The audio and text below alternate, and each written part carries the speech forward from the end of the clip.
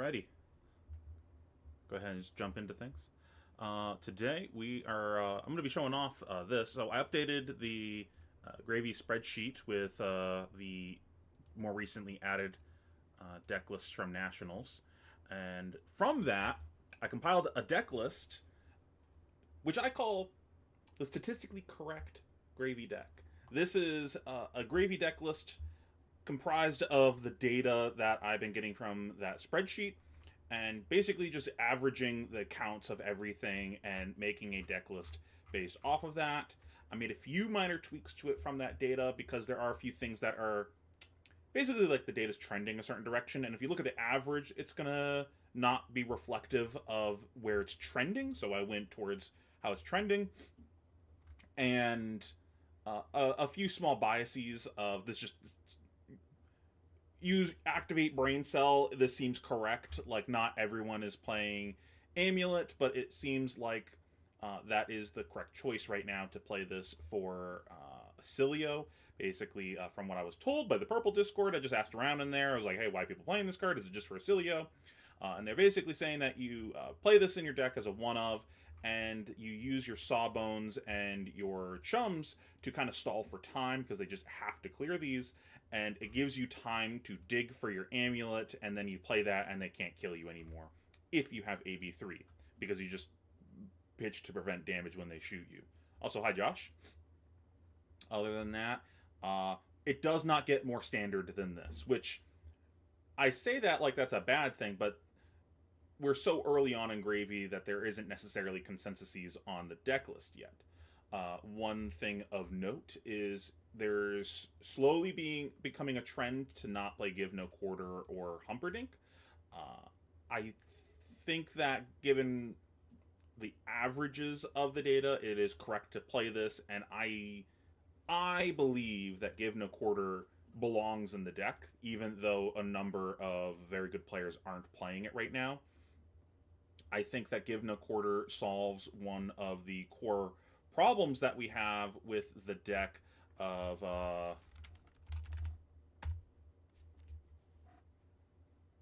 I had it written here. Ah, there it is. Small hands. Small hands is an issue that the deck has, and Give No Quarter does help with that because it enables just one card plays sometimes, or two card plays, where you just cast this, it turns on your hero power to cast a guy, this gives you the money to cast the guy, and then sometimes it can just be a one card play. Like, let's say we have a Sawbones, we can just hero power, discard either the Sawbones this turn or something else, play the Give No Quarter, cast the Sawbones, dead threads, now we have $1 to actually attack. Gives you a very nice small hand play. It is a one card 9, maybe 8, if they just attack this and we don't get a chance to use the damage prevention. That's still really good. It gives us a chance to block, or if we're disruptive, or just like our hand doesn't really play, let's just have some good plays. It seems like people are moving away from playing more sources of go again for ally attacks and leaning towards the tip the bar keeps instead. So that's being reflected in the list. I don't know if I agree with that. I think I might end up on playing some number of flying highs. I'm quite high on that card. I'm quite a fan of it into the fatigue matchups, especially giving you a way to just like swing multiple guys. I think one of the big ways that you beat that matchup, the fatigue matchups, is getting to cast 2 allies on a turn and attack with both of them, ideally with another go again attack. Like, we play Rabble into Avast Ye into Sawbones attack, crack a Gold Kiss, play a Chum swing. Like, that's so much damage, and they need to keep shit to clear our board back, so they're going to have to take an amount of damage this turn. So doing this a number of times gives us enough chip damage that we should be able to kill. That is my theory, at least. And with people moving away from Humperdinks, I don't see an alternative strategy other than that, because it's not like these Humperdinks are getting replaced with other anti-fatigue tools. It is just being replaced with tech cards, blues, go again attacks. Like, yes, the go again attacks are good into the fatigue decks, but it's not like we're swapping Humperdinks for like remembrances or something. Like, we're shaving anti-fatigue tools from the deck constantly, given the data.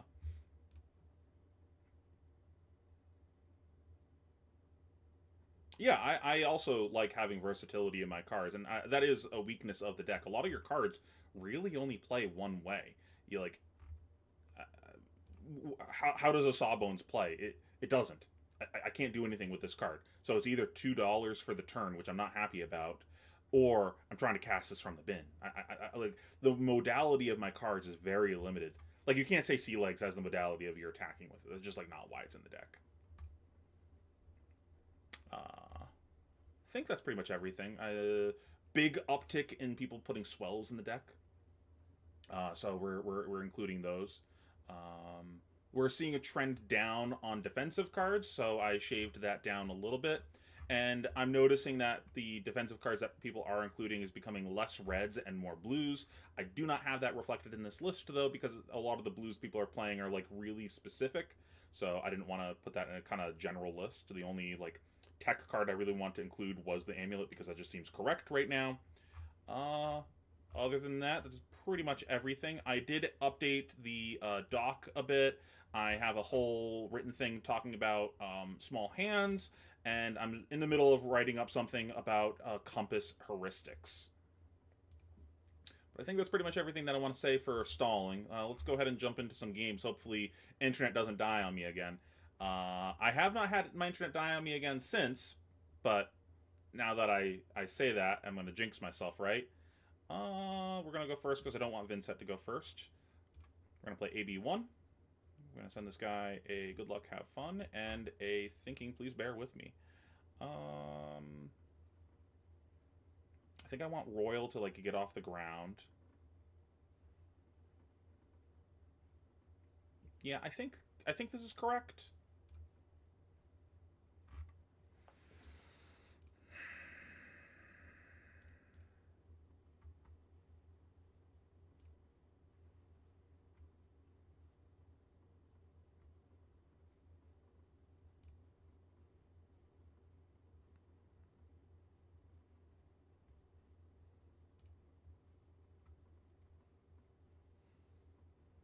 Is there anything else that's just bad here?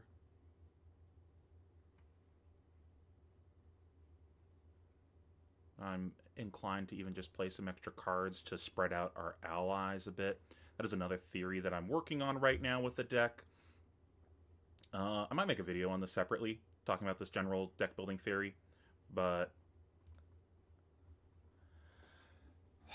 first of all, what are we doing with this turn? We don't have a blue to actually cast this guy. So I almost just want to cast him straight up, but I really do want to get some extra gold.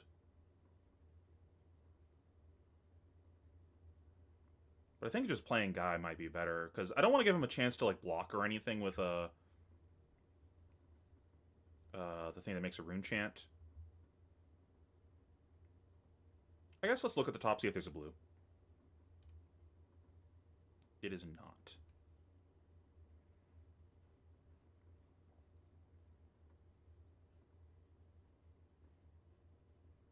Fish this.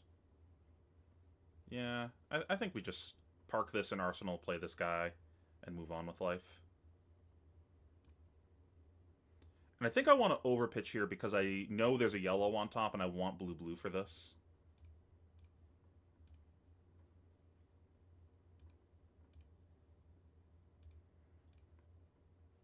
Blue-blue. Just like we wrote it up. Hopefully there's a blue on top that we can cast here. And I'm kind of inclined to just trade damage really early on. This is the life gain one? No, this is the rune chant one.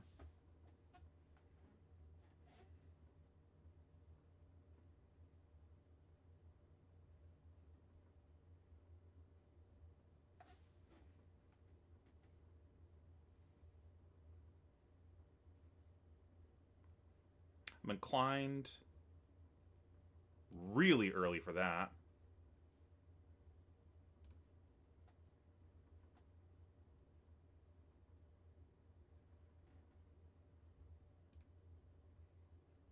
And he paid the 1, so I'm not going to fight over this. Do we fight over this guy, though? This is coming in for 7.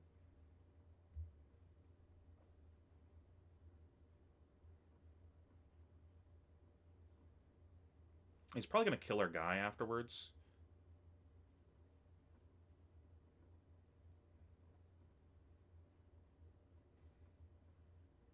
I'm inclined to just, like, attempt to play the game. The last time I tried playing defensive early, I lost. So, as an experiment, I want to ignorantly trade damage at least early on in the game and stout. Like, I want to ask the question of deal with my board. I want to see how that game plays out.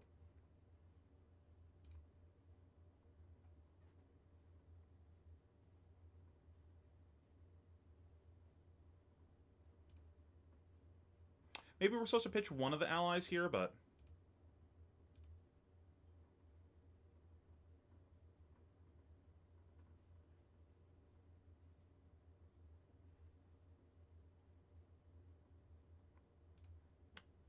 sure, we'll discard an ally.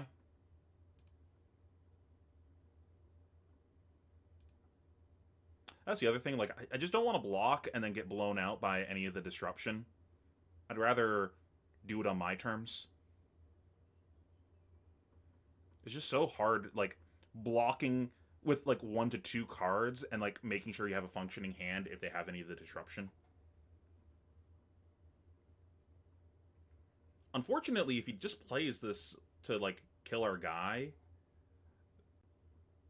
Oh, he gets to choose? Oh, that's unfortunate. Yeah, now we don't have an arsenal, but he also... No, he'll have 2 rune chants on the back, right? Do we discard a guy to this just to put a guy in the bin?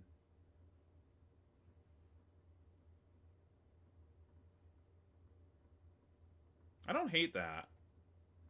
Let's peek the top. It's a tipple. So let's we have an outlet to get rid of both of these.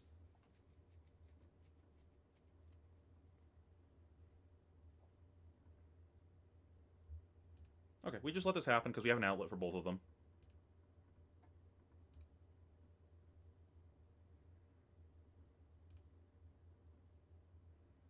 And we can dead threads to pay for the tipple.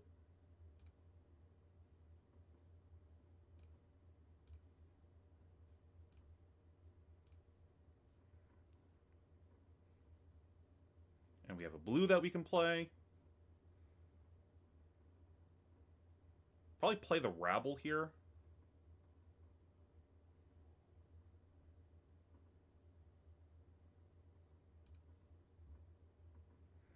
Because the go again doesn't actually do anything. Though it does have the on hit of gold, but the damage probably matters more.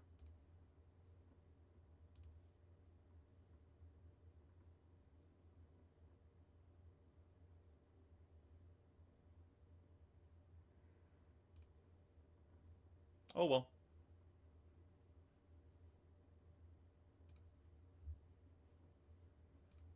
Close the chain. Hook. Cast the boy. Swing the boy.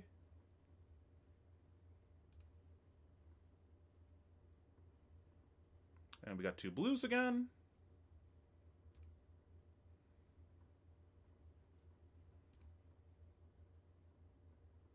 Show me a go again.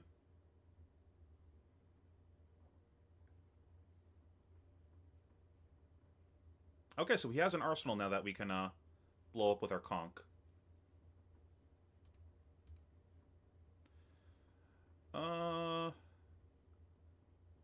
Yeah, again, I want to experiment with just trading damage, so I think we just let this happen, because I think I want all of this.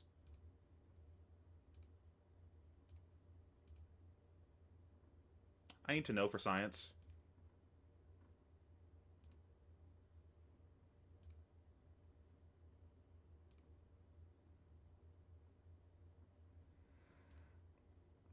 Okay, so we're going to look at the top, find out if it's a blue. If it's a blue, we're going to play the chart. If it's not a blue, then we're going to play the tipple, I think? Or we hero power so we can dead threads tipple. I think that's the play. And then we'll figure out what we want to do after that. Because I want to dump my hand before conking so he doesn't face perg me also. Okay, so it's a blue. Now we play this.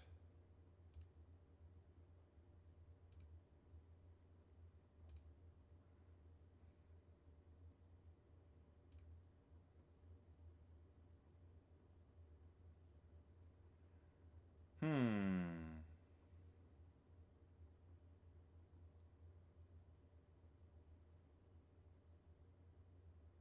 I think it's Tipple first.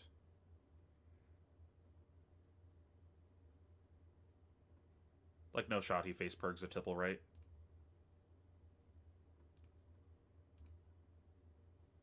It's a good arsenal.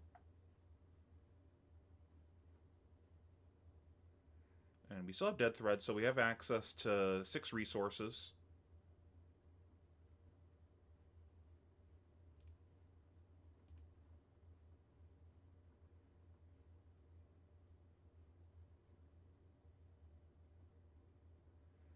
Yeah, unfortunately we like let him face perg us, but there's not a lot we can do about it.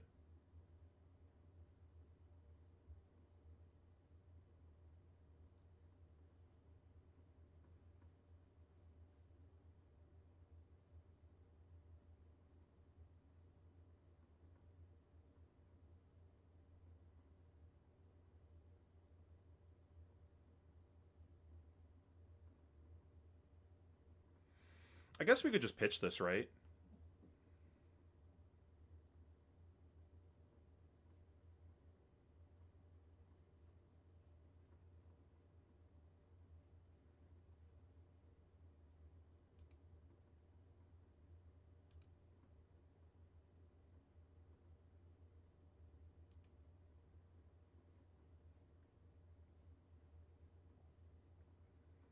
Because then that lets us also attack with one of these while developing a guy.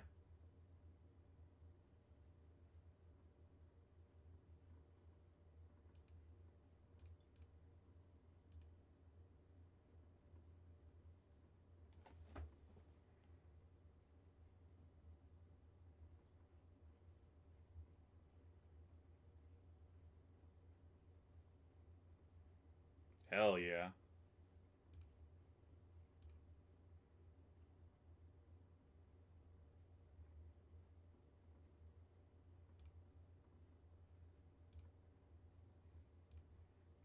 We got a nice stack of gold also.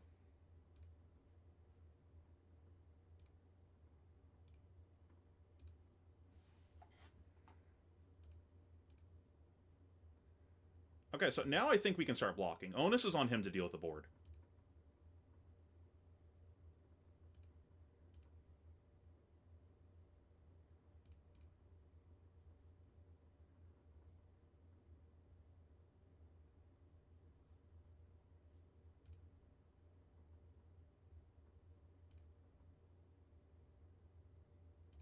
Holy shit. Okay, so we can make an informed decision. There's no rune chant here. We're allowed to AB. This is going face.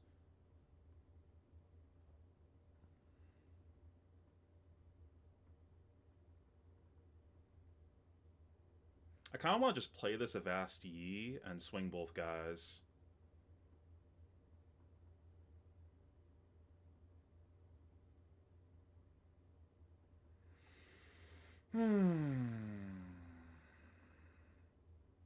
Can also prevent a rune chant. I don't know if I like that, though. I think I just want to block with this. Let's peek the top, see if this does anything. It doesn't. But it does give us the ability to hero power Dead Thread's attack for free.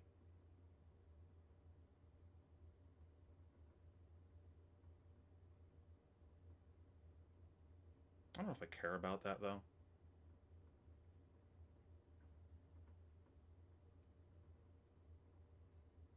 Just like block 6.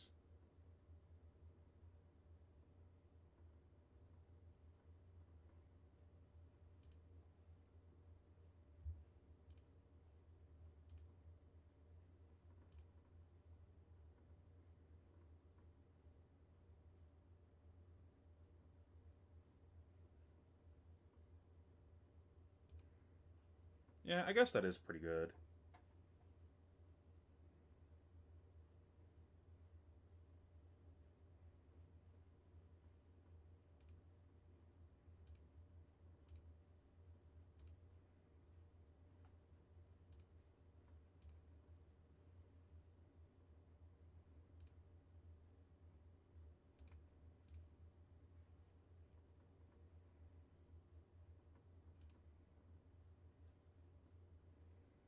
And we have enough gold that we can just, like, pitch to draw also if we want.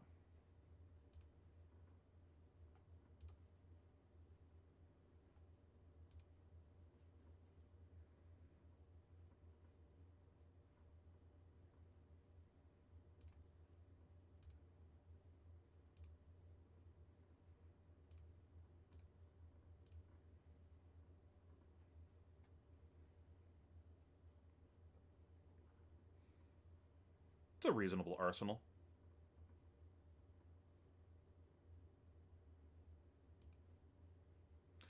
Yeah, we know the top was a yellow. An ally.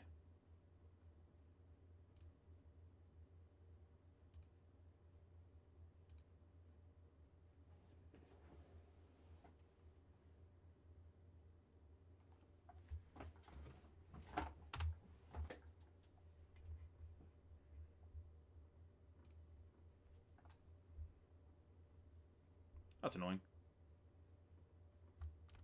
Okay, well, whatever. We lost a gold, essentially. Not a big deal.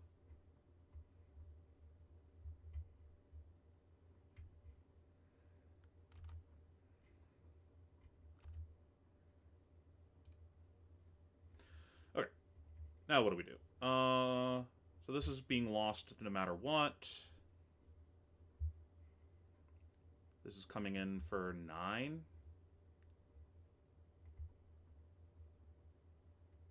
Kind of into just blocking.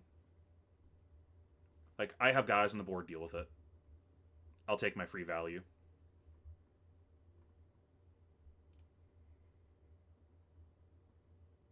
Actually, no, I don't want to do that. There's no reason to compass here.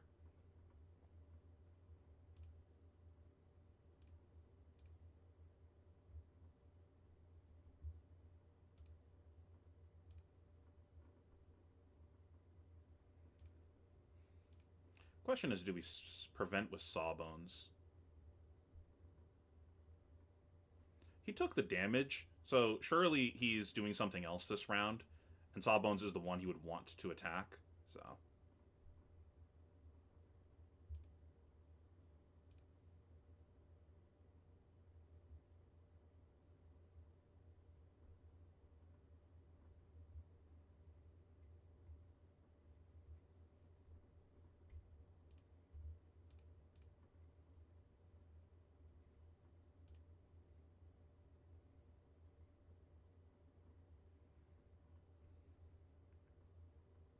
Pretty sure we have a yellow tipple in here. Yeah. Oh, get a suck 'em. It doesn't really matter what we grab. Okay. Are we getting disrupted here? No. He's just IPing? Okay, there it is.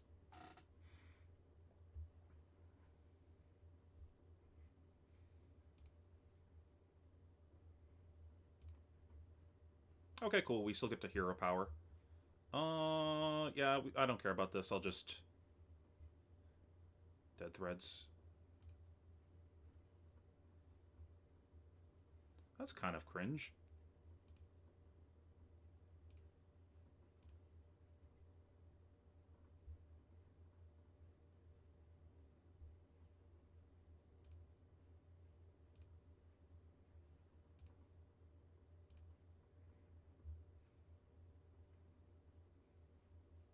Hey, Rook Knight.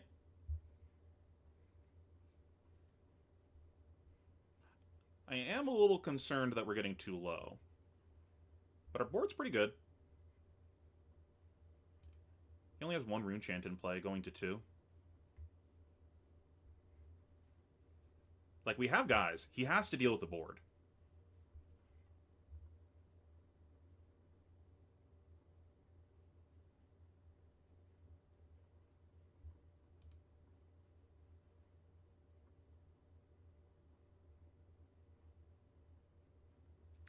Annoying, but that's not an attack. That ain't it, brother.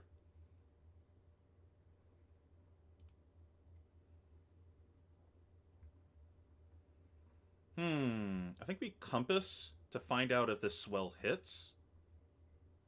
And then if it's not gonna hit, then that means it's a good card, so we either hero power or draw off of gold.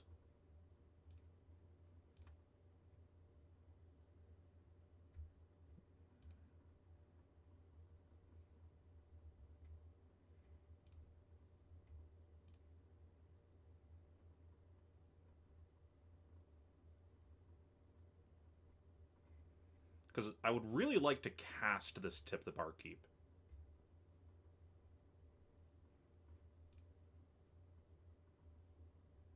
But if I don't, it's really not that big of a deal. We have enough guys in the bin that the invert doesn't actually do anything, though. Like, maybe he takes both Rigor Mortises. That's, like, the worst.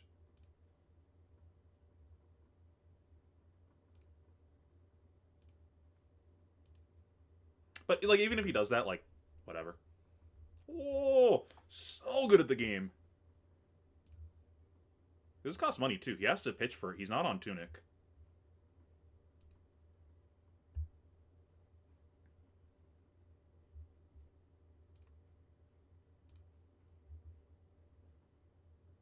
And then there's a conch. Like, this fucks... The combination of this fucks him. Alright, you gotta decide. Are you doing the invert now? Hitting both Rigor Mortis is pretty annoying, but then he just, like, doesn't get a turn. Yeah. Oh, and he pitched a red.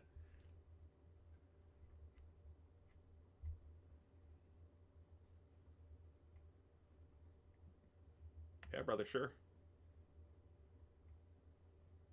Wait, he took one Rigor Mortis? Okay.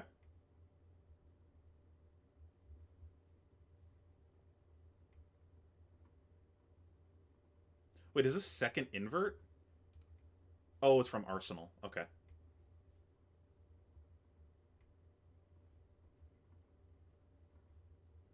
Oh, that's, like, kind of annoying. But no one's losing life here, so whatever. No.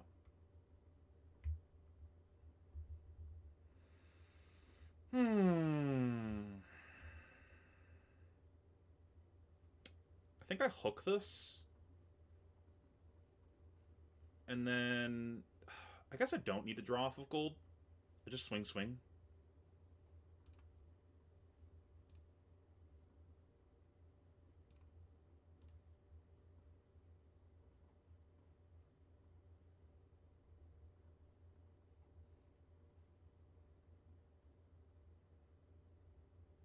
And, like, if he gives me everything, whatever, he still goes to 2. And he has a Blood Debt. I guess he'll play this Blood Debt. So I'll be on a 3-card hand, but whatever. I have Gold Kiss. Worst case, I swing both guys. Man, imagine if he had a blue here to pitch. I would have been cooked.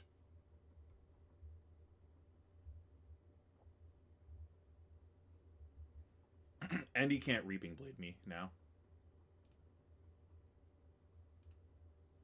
Huh?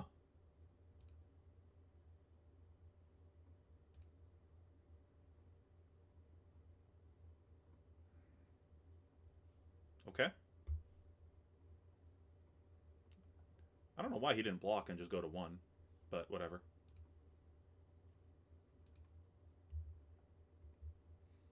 Okay, so the trading damage seemed to be good.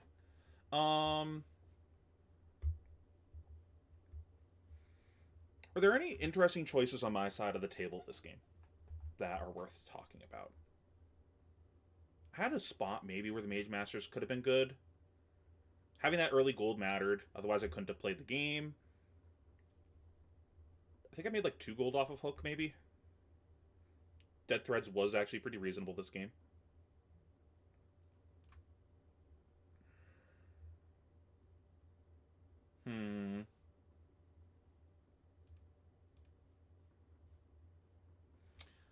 And then I think this definitely is classified as a deck that can race me if I don't respect their damage.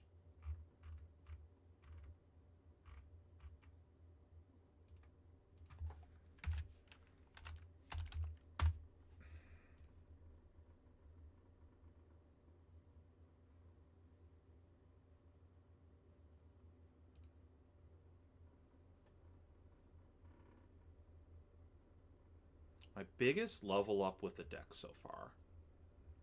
There's been quite a few. I think the single biggest was probably understanding the actual, like, tangible value of a Gold Kiss rum,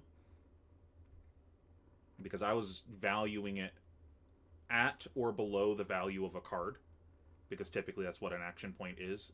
Like, you typically spend a full card for an action point to index like this. Vast Yi, Flying High, things like that. But I think the Gold Kiss rum is actually worth more than a full card, because there's almost always a spot during the game where the Gold Kiss converts into like 6 value. Like here, if I had to block, I just pitch a yellow Gold Kiss rum, and then the Gold Kiss converts into 5 damage from the Anka. It's pretty fucking good. Because it's unlike other action point generation cards, it's sitting there waiting, and for us, an action point is when we're deciding to do it, it's usually because we're swinging a big attack.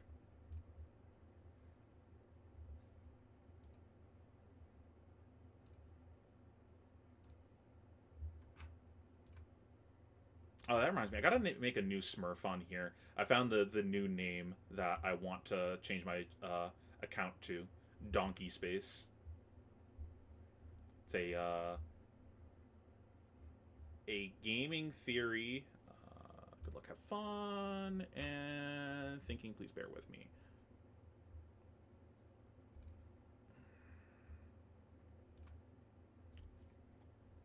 No amulet. No go-agains.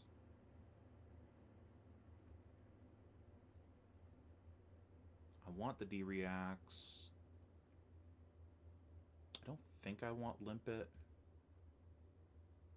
Loot the Hold's pretty medium. I'm on 34 blues, so I really don't want to cut more blues, especially if I'm playing above 60. Are there any reds or yellows that I can consider here? I guess the red swells can come out.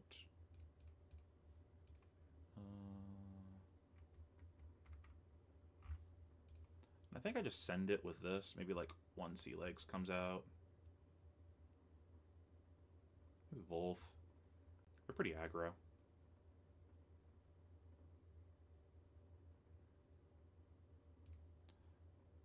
Yeah, let's do this.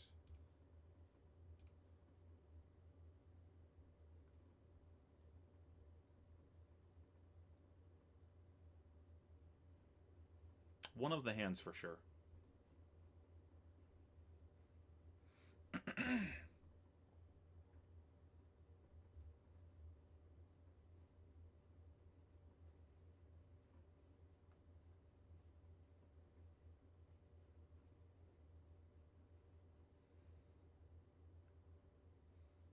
I don't think I defend this. I think I defend this.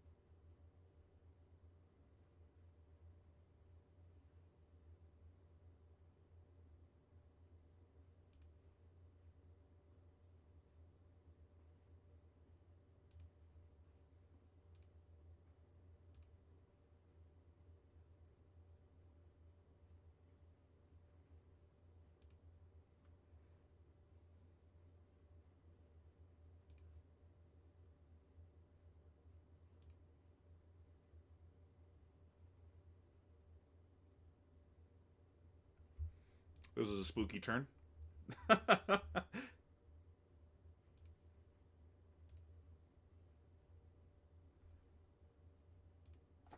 Whew, safe. That could have gone real bad, boys. That was not the greatest of hands. Well, we'll definitely say that. But what are we doing here? I guess we're just playing the Oyston unless we find something else. Are we supposed to crack gold here? I guess I can always crack gold after, right? I think we just play the tipple and don't crack gold because we have so little.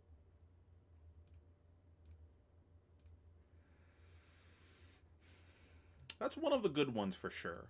The problem is, I guess that's just our arsenal for the turn.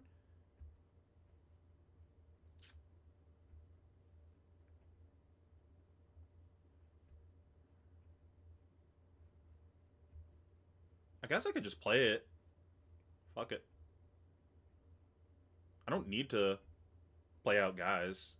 Just conking him seems pretty good.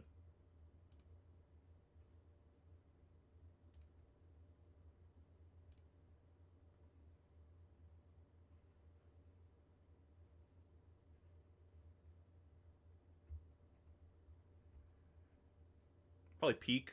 See if I want to draw off of gold, though.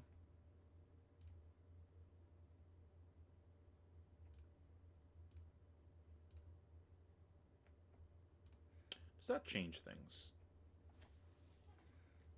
Because we can play the loot into the rigor mortis now.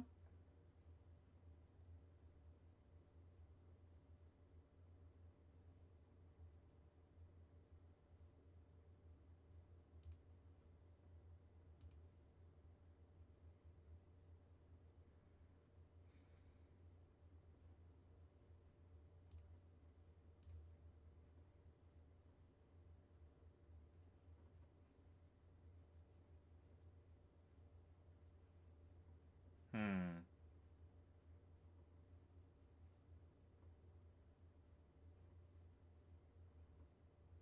I think no matter what, I like just playing this conk, to be honest. I just want to get this fucking helmet off the board, and I really don't want to have an arsenal to fight over.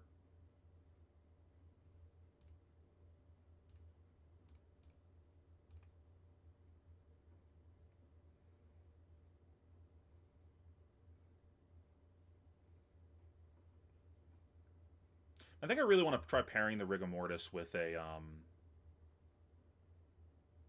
what's it called?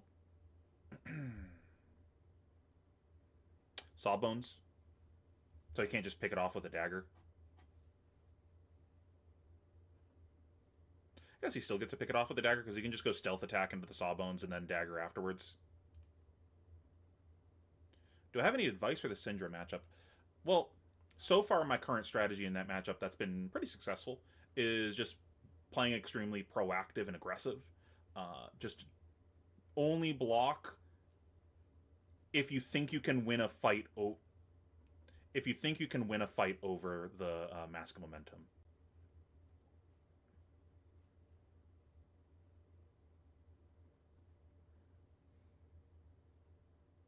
Like, don't try to fight over the mask and then lose and they draw a card anyways, and now your hand just sucks because you blocked. A lot of your turns play significantly above rate, so it just makes sense to be proactive instead.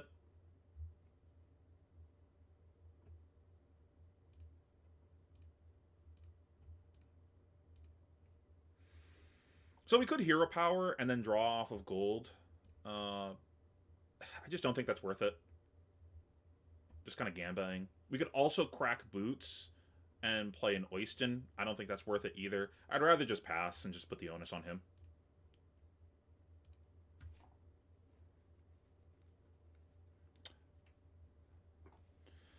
Probably hero power, discard rigor mortis, dead threads, tipple, discard chum, figure out what we're doing after that. Hmm.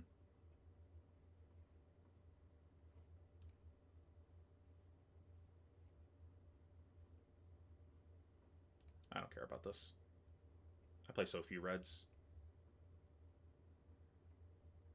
I just want to like take damage and get a board going, so that way he has to start dealing with it. I want to take early damage.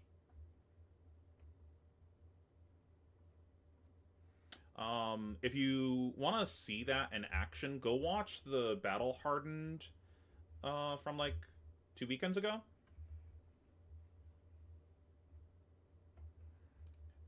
Fang played that matchup during, I think, Swiss, and you kind of get to see that in action. He blocked very little. I think he blocked like 3 times the entire game.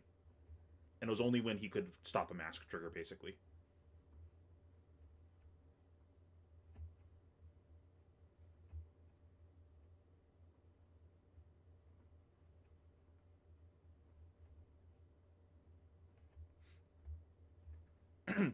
He was like significantly ahead up until the very end, and then he had some like clunky hands that didn't really convert very well. So the life total got caught up there.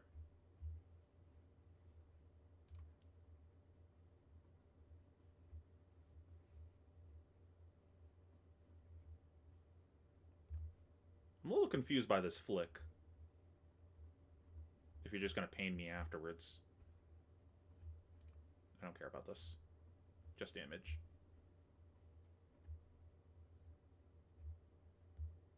Yeah, I'm very confused about this. Why wouldn't you just flick here? Shrug.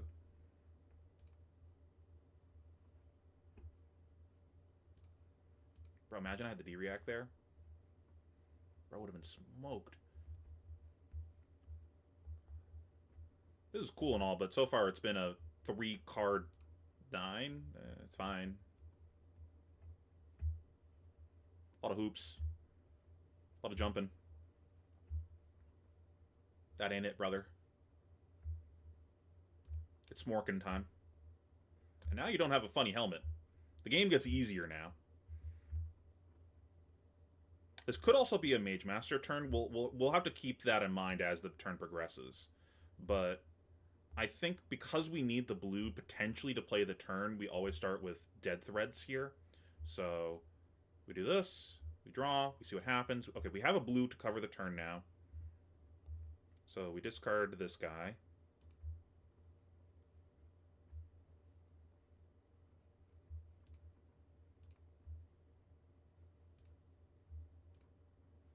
Got another blue. So maybe we just cast this Loot the Hold.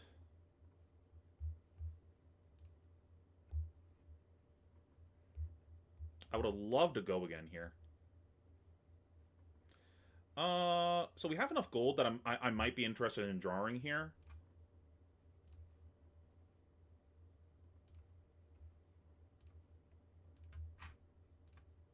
Okay, let's take a think for a second. We got 6 resources between these.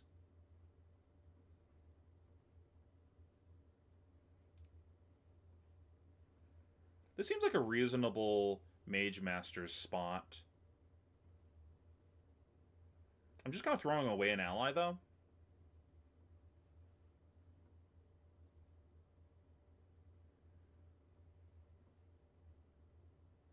This is just like throwing away a card, though, essentially.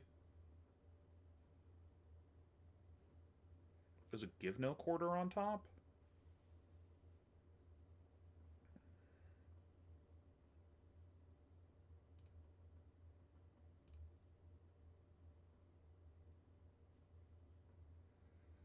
Still need to play a blue, though. Could just play this.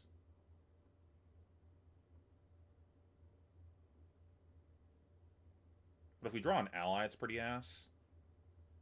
I think just playing the Loot the Hold is probably better.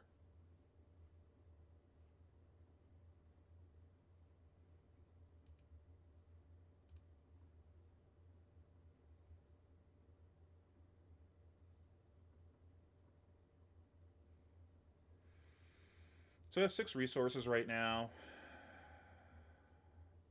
If we play this, we'll have 2 resources.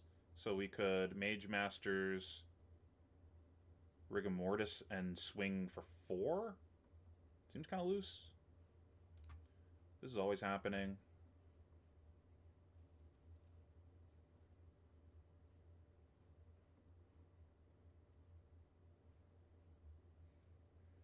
I really want to put the loot on the 6, though. It just sucks that he's going to go with a Tunic, so he has like a pretty reasonable, easy clear with these. But whatever. Let's just establish this and probably buy a lot of his turn.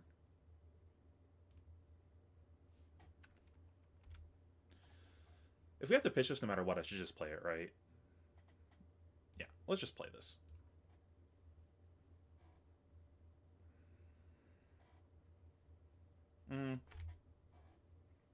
No, because then the hook's on the wrong thing, and I want to undo the whole turn. Yeah, whatever.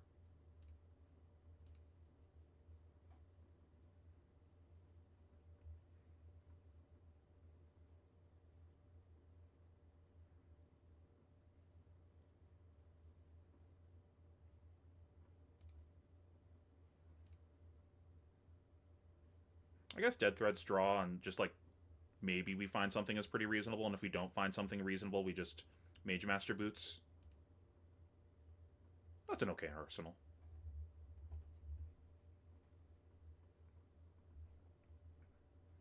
And like getting an arsenal when he has to deal with a chum, I think is fine, and he doesn't have any arsenal disruption in the bin.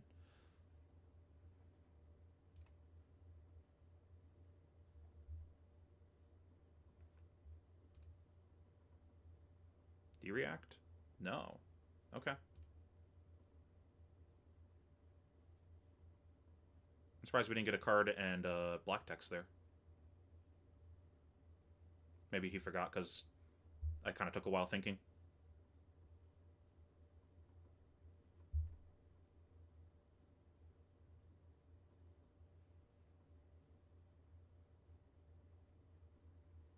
Got an infect.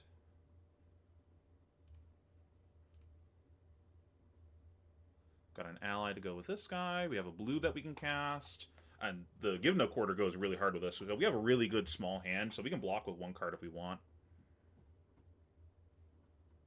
And we would still get an arsenal, potentially. We can also just, like, chum. We are not chumming. There's no chumming going on here. Are you reacting on this?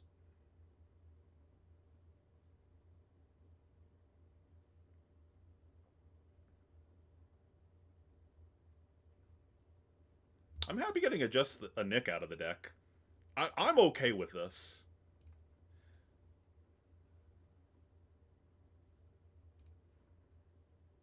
Acceptable trade. I got 4 damage and 2 cards. Okay. And a premium card at that.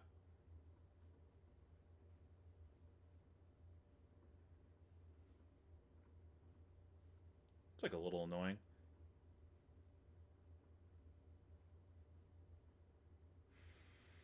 So we don't need this Give No Quarter. It's not necessary. I would like it, though.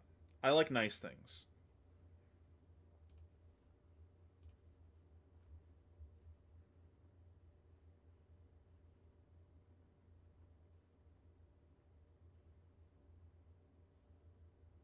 It's just a shred that would suck here, right?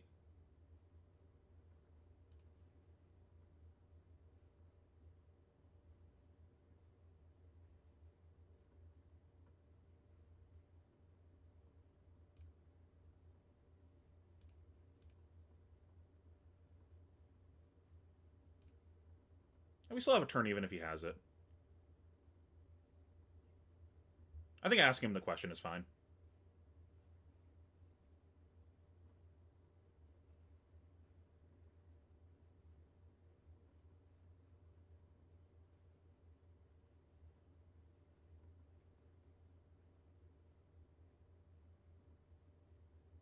Oh, we're stupid good at the game.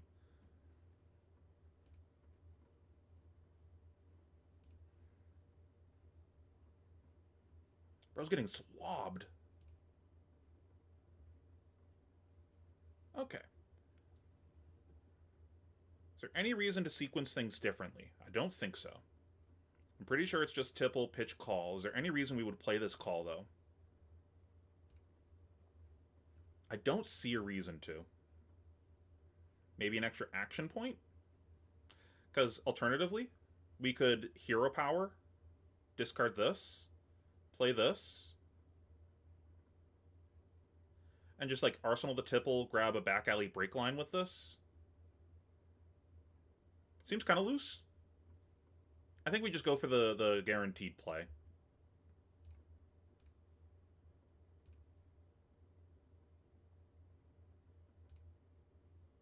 That's pretty good.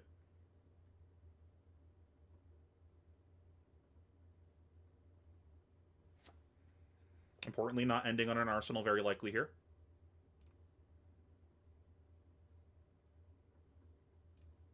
And we're pushing him low, where he's going to have to start blocking soon, which is nice. Okay, so I think we take a peek and figure out what we're doing.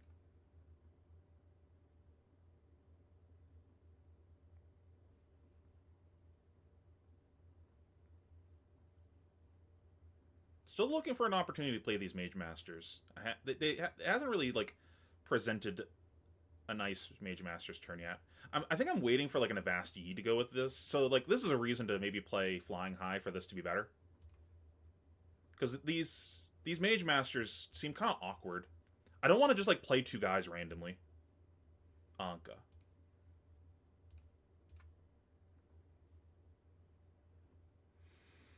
Do we get the Anka out of the way because it's likely that we see a blue now? I think so. And we have a lot of gold.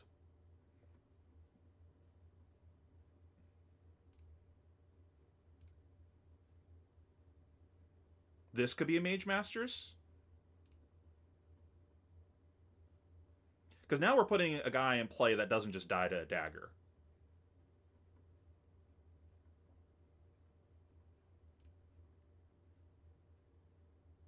Actually, I think I play the Rabble first.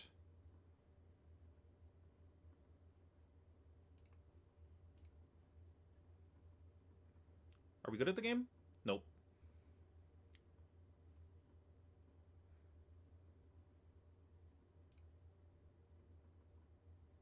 Oh! Super good at the game.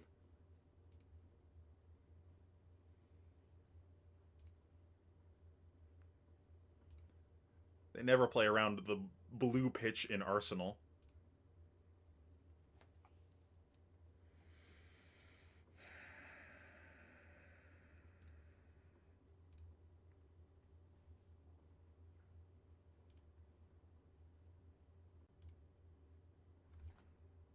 Is this a Mage Masters?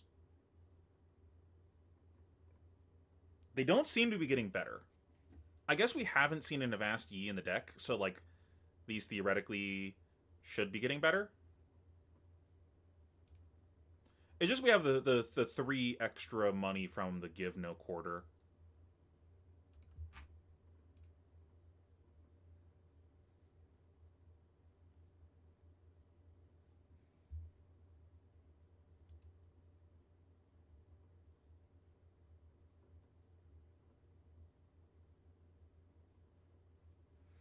It kind of they both just die to a stealth attack though, so I don't know.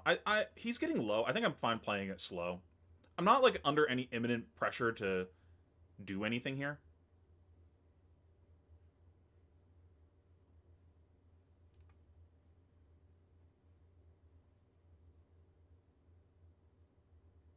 Makes sense.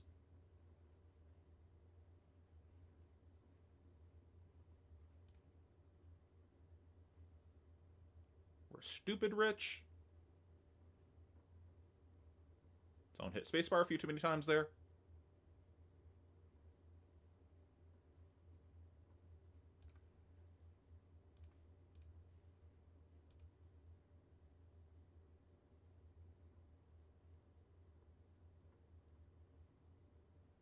Don't think I care about this. I don't have a reaction. And this will unmark me also.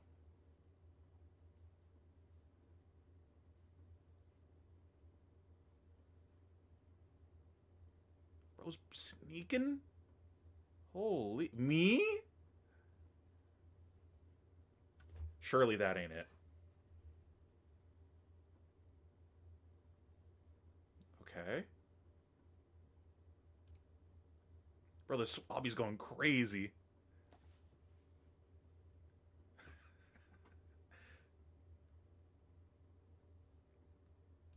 I'm also happy getting rid of this.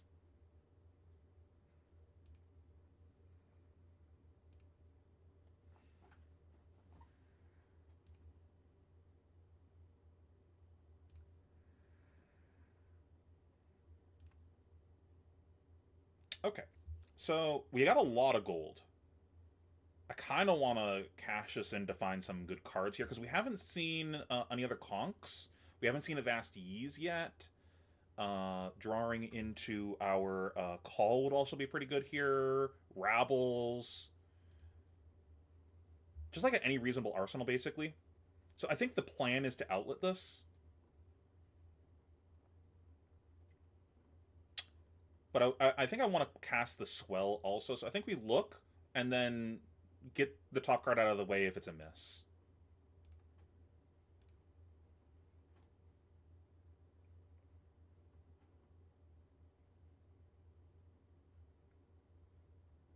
Not a miss. So I think we play this.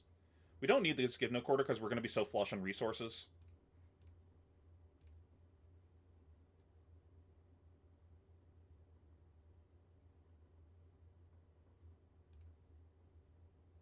This block does not make any sense.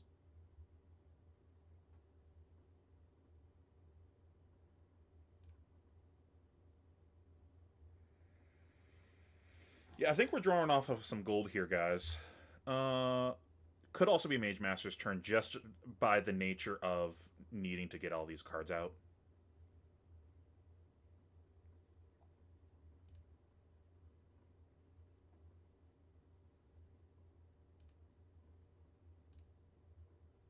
Conk? Tipple's also good. I'll take a Tipple.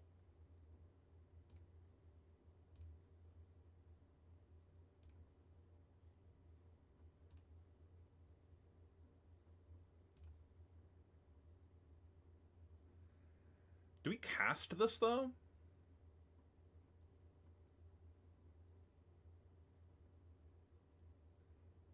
I think no matter what, I draw one more card here and then reevaluate whether or not I'm casting this. Because this is getting pitched no matter what.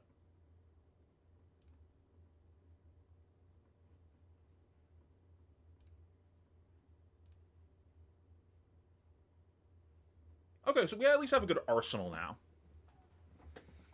I'm fine with that. I'm fine stopping at good arsenal card.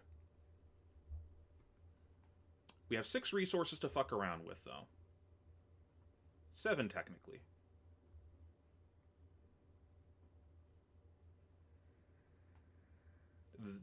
Playing and swinging is going to... I guess we do Rigor Mortis instead. We finally get to do the Rigor Mortis Sawbones.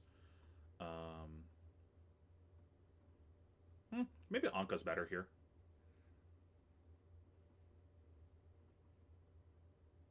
So this would be 4-5 resources.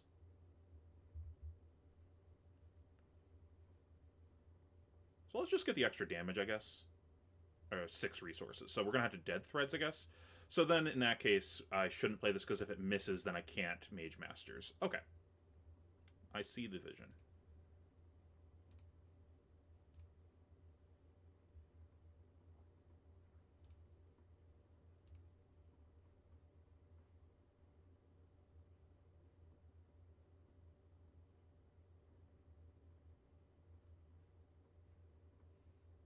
Hold that thought, Raph.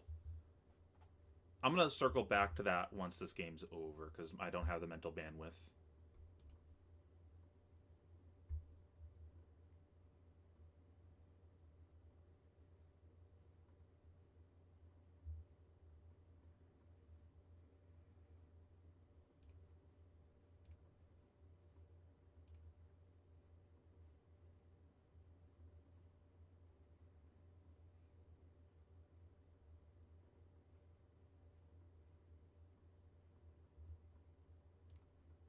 We made a gold this turn.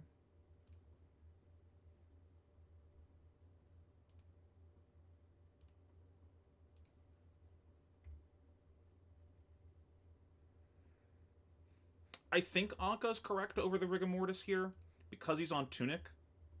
So I don't want to make it profitable for him to go like Dagger Dagger.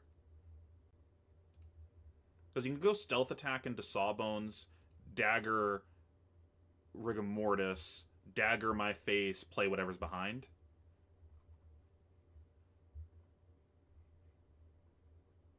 Yeah, bro, shit's complicated. So he, like, basically has to just clear board and fatigue me now based on where the life totals and the board is. Have I pitched any allies? I don't think so. So I think we put the Golden Tipple at the bottom. We probably shuffle at some point before then, but... But if he does go face... And there it is, finally. So we can still play two guys here. Play two guys and swing, right? Because we can go... Avasti, play a guy, attack with a guy, tip, crack the Gold Kiss, play a guy, attack with a guy.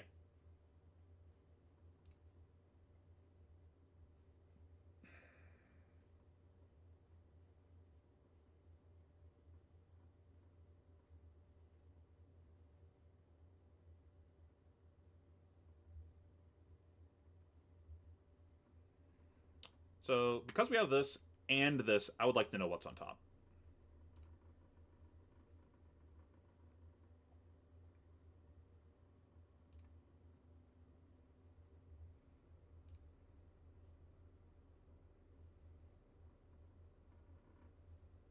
Do we just block with this and nothing else?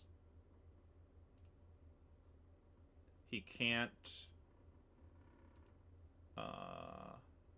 just to nick it.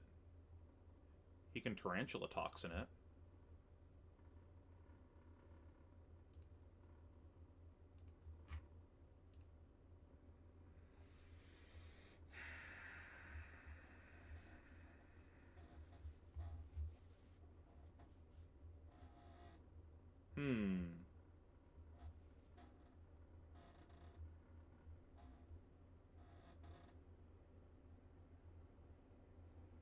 I don't care about my life total. I just want to keep more cards here.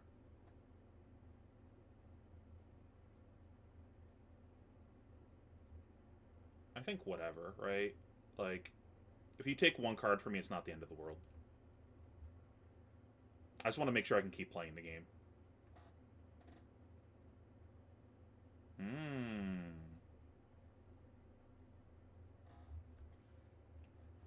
Turning it into anything? Or are we sticking with this?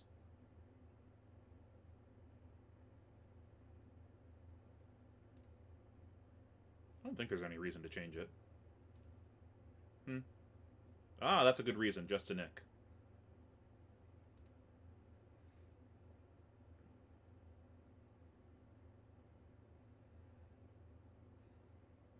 I mean, I'll still take my 6 value.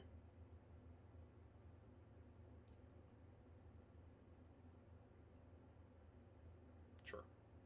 You got me. But now I know that my shit's living also.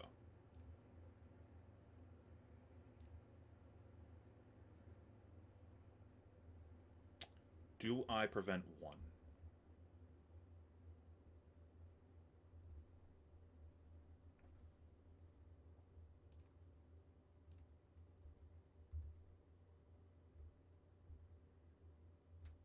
Can swing one of the guys in play an ally from grave, swing with the ally from grave.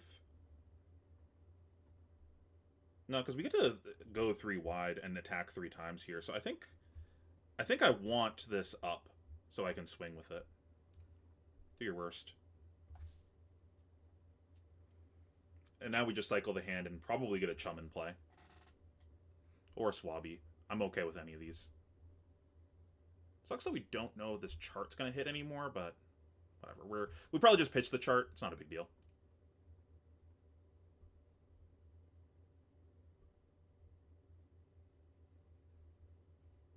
Wait, did he sequence... He sequenced it the wrong way. You're supposed to resolve the Jestinic, so that way it sees both. Unlucky.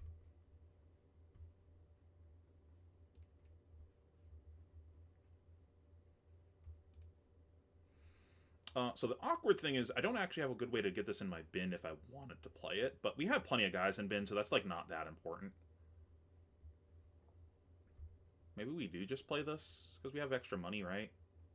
It's kind of loose. Probably just pitch both of these, right? For the Swabby. No, it'd be for the Rigor Mortis because I want to swing with both of these guys also. So, Vast Ye.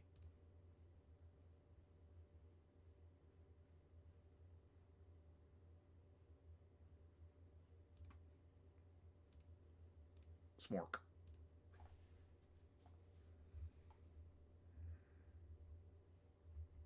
Gib Gold. Gib Gold so can hook.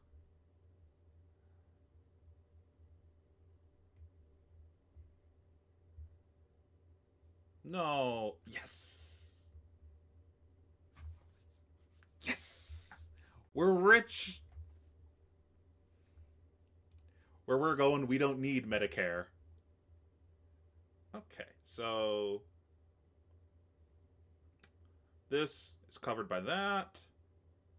This covers this guy. I also get to hook here. So I think I have an extra $1.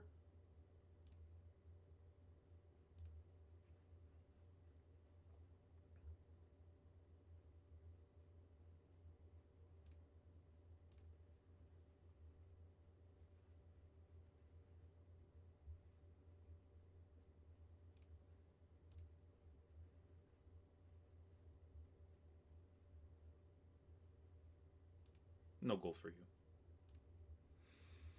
I'm a bad tipper. Do this. We did not have an ally go to the bin, so we can't Dead Threads to draw a card. I suppose I could just Gamba on it being a blue and crack 2 gold, right? But that seems dubious. If we hit like allies and shit, it's kind of bad. There's just no reason to go crazy here. Attack. Give gold, please.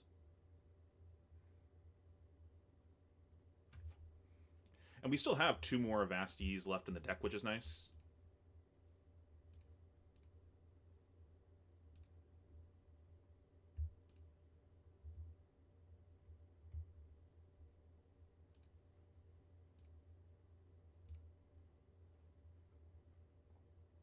I suppose in theory we could have also Anka'd to discard the Chum and then play an Oyston and swing Oyston instead. It develops one more guy.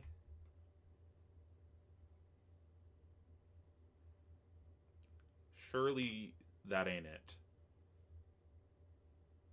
Yeah, guy's cooked.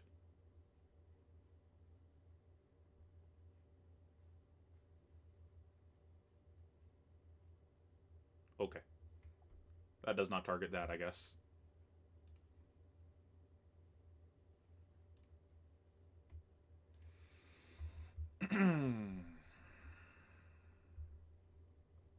I do think that Slippy is a deck that can race us, so I'm going to put that in the Slippy. Okay, I already have that. What did we learn this game? What did we learn?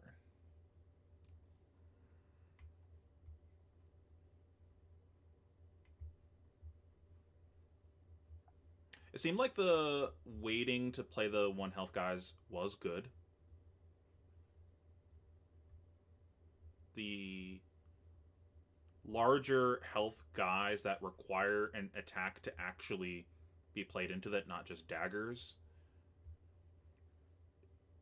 It not only eats, you know, the appropriate amount of health, like I'm getting, you know, value out of my health, but the cards he actually wants to target me with are the stealth cards, and all of his reacts and pumps go on the cards that he wants to hit me with. But if he has to commit those cards into the allies, then I kind of dodge a lot of the good cards in his deck. Like, basically all of the good cards have to go towards the allies. He wants to go dagger into the allies, but if I just don't play the 1 health guys, he can't really do that. So, like, I probably really need to make sure I play these guys at very specific times.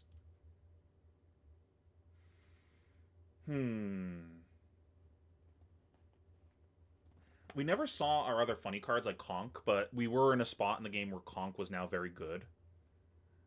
I think the give no quarters were pretty good. Like all the small hand stuff was pretty good.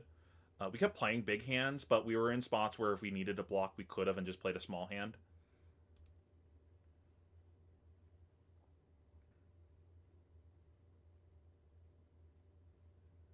I think waiting to do the Mage Masters ended up being correct. So maybe we add a heuristic. I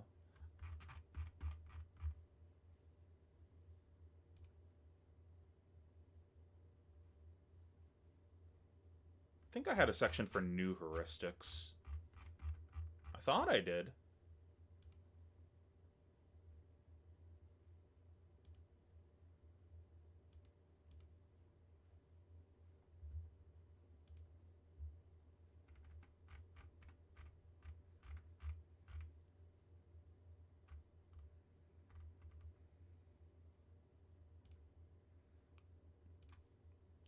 Okay, let's just make this working heuristics, I guess. Or like, what's the word that I'm looking for here? Like, because I have a section of heuristics while I'm learning, which is these are not correct heuristics. These are like, I'm just going to do this while I'm learning to put myself in positions to learn. This is like, I think this might be correct heuristics. Work in progress heuristics, I guess.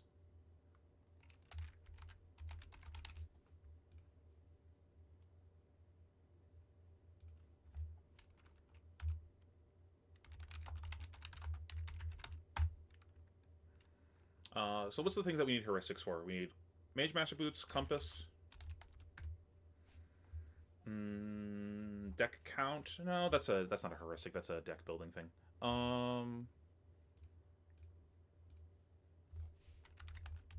Gold Kiss.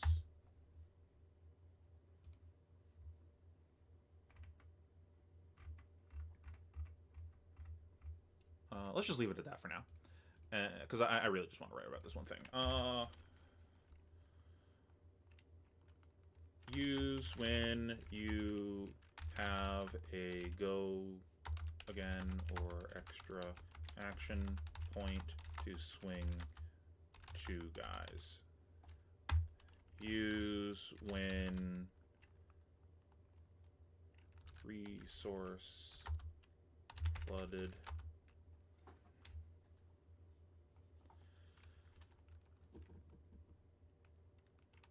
/ hand doesn't play. I think there's some turn 0 heuristics also.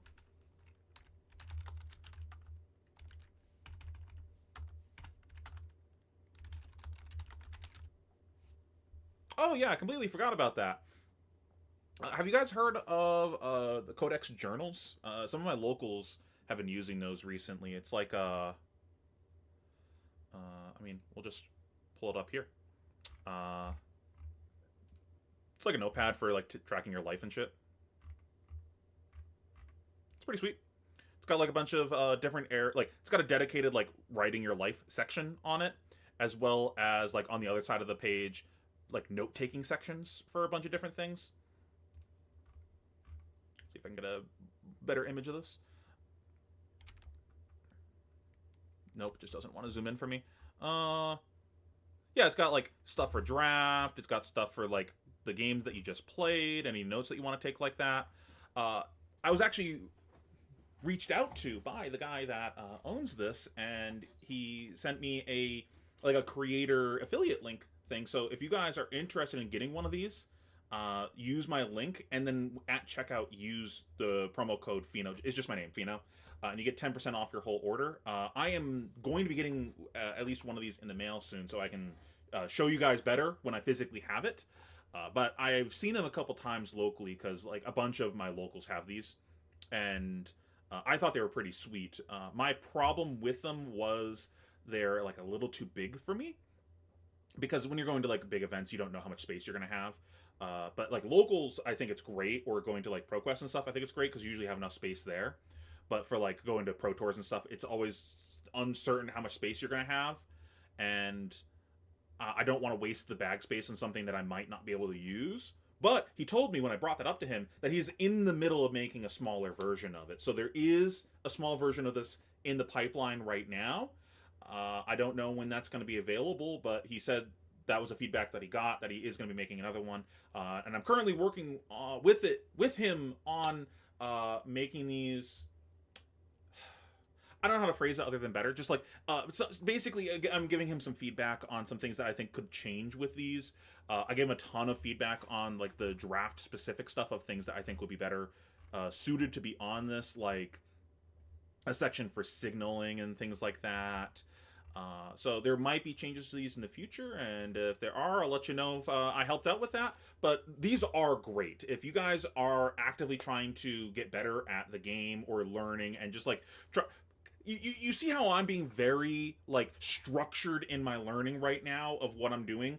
This is a tool that you can use that will help with that. This will genuinely help you with that. I'm not trying to do like I'm not paid for this ad read or anything like that. I'm paid for the affiliate code if you guys buy the product.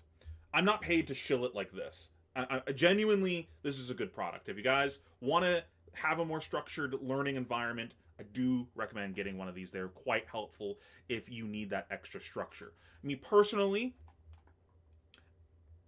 I don't necessarily need this as much because like I know what I'm looking for with all these things and how to structure my learning. But that is the point of this content. I'm trying to teach you guys how to do that structuring, and this is a tool that can help you with that. So I do recommend doing it. Link is in the chat right now, and it should be in the description of this video. If it's not, I will edit that after the fact and take a look at that there, because I don't know what presets it goes by. But yeah, check these out. He also has some legally distinct hero ones. Got Garvey here, and he's got a bunch of other ones here. These are really cool. I think he has one for every conceivable type of thing that could potentially exist in a card game. Legally distinct, though. So check those out. But yeah, let's jump into the next game, because I don't think I have anything else that I want to write down here, and I think I might have fucked this up and rearranged things by mistake. We'll figure that out later. Yeah, is there anything else that I want to talk about with my Mage Master boots? Because I think that was like a interesting topic this game. You know what I should also start doing, right? Like matchup specific things here. So like we played against Slippy. Because eventually I'm going to write a primer for how to play Gravy, so while it's fresh in my head.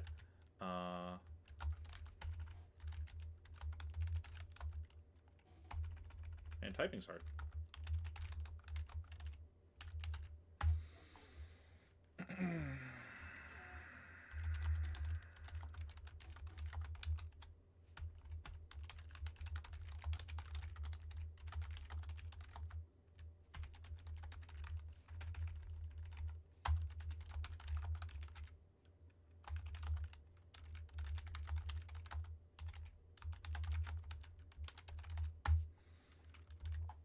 What was the other game that we just played against? Vincet? I guess another random heuristic is,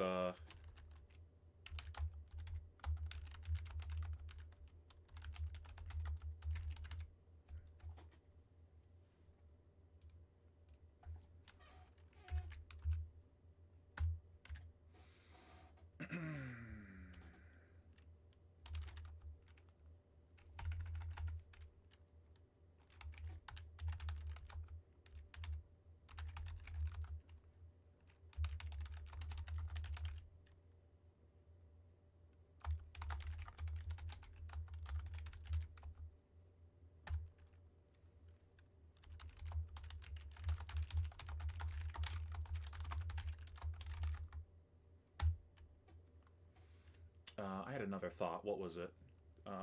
Well, this is not that thought, but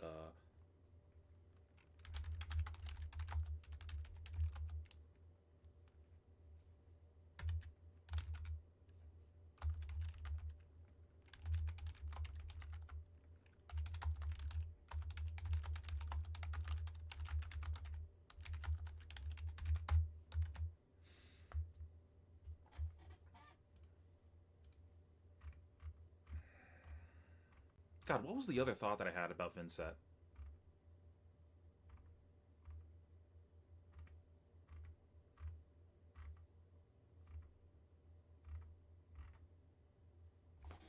It's just gone. Gone forever. Okay, let's play one more game. Maybe two more games. We'll see.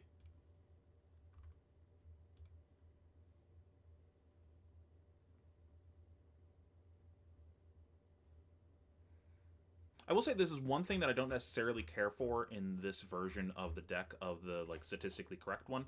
I think I actually would like a few more blues in the deck based on how this is constructed because of the sideboarding and how it works. I find myself playing extra cards in matchups that I don't necessarily want to play extra cards. We are against a Valda. I've never played this matchup before. I'm going to assume she's going to try to smork me if she can and fatigue me if she can't. So we're going to hedge a little bit for that. Good luck, have fun. Thinking, please bear with me. So we're going to hedge and bring in the Whalers.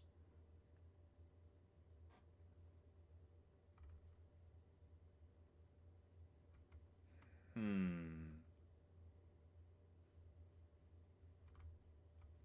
I just send it? Surely it's not send it. This does seem like one of the matchups that I would want Sloop, though, if they're trying to fatigue me. This is the problem I have this side. Like, I don't know what I'm supposed to take out in these spots. I want all the allies. I really can't afford to cut blues other than Amulet. All the reds are good. It's really just the swell and the sloops. Let's just send it and find out what's wrong. Reasonable? Reasonable. This is certainly one of the hands.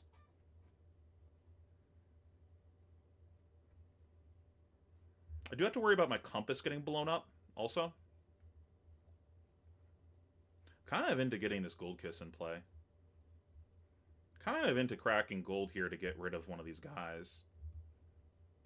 I think that's the play. Like, crack Mage Masters, play two guys, get a Gold Kiss and rum in play.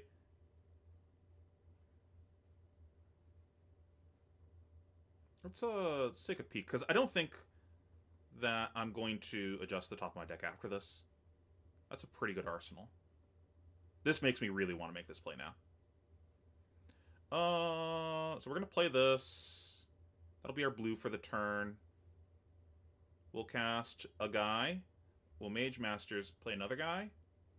So we need $2 for that. So we get rid of both of these guys.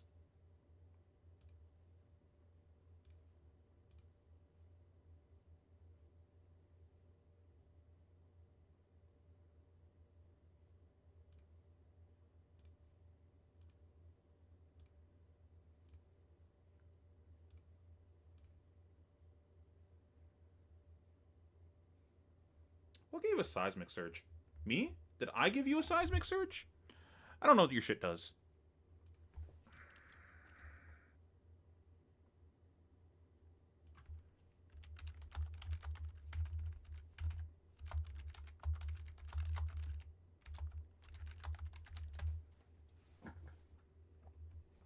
Whenever an opponent draws one or more cards during an action phase, create that many Seismic Surge tokens. At the start of your turn, if you control 3 or more Seismic Surge token cards you own with Crush get dominate. Whenever you draw cards from an effect of an action card, create Seismic. So whenever anyone draws cards during the action phase, make Seismic Surge tokens. Okay. Reasonable. Do we attack? I don't think there's really much reason to attack here.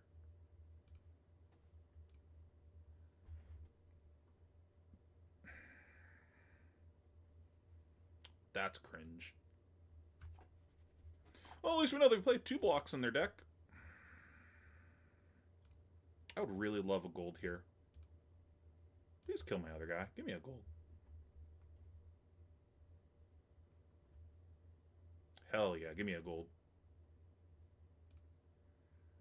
Well, jig's up. They're fatiguing us.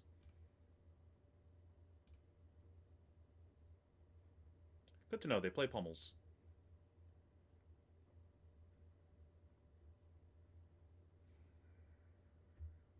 Probably hero power and port side here.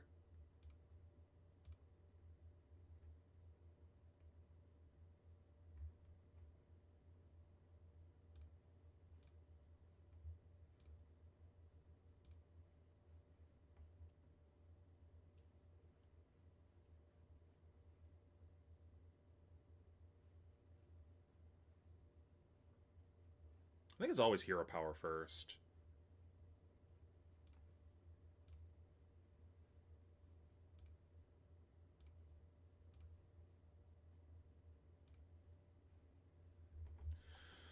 Got another blue. We've played a blue already.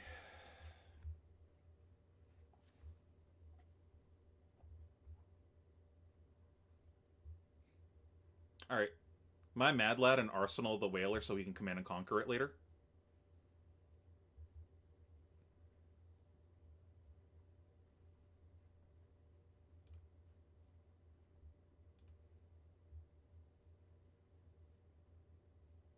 Thoughts?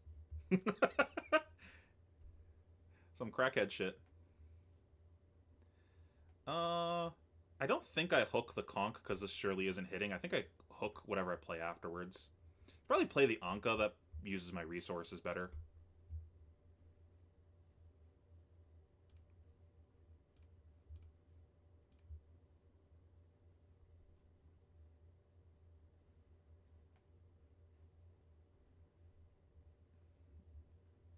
Okay. Someone likes their arsenal. Or not. This is one of the blocks of all time for sure.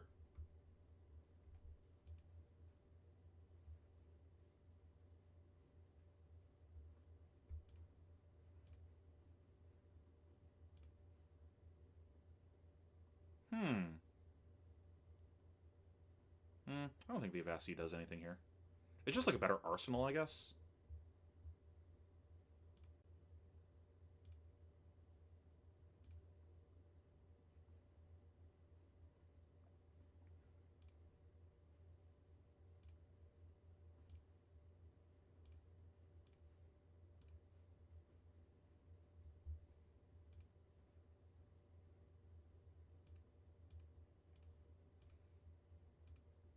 Okay. I'm scared and intrigued. Trying to fatigue, but we're not blocking this. But then giving all the armor earlier. Okay, make 3 seismics. So you're going to have Dominate next turn. And just a hammer. No blocks. IP myself.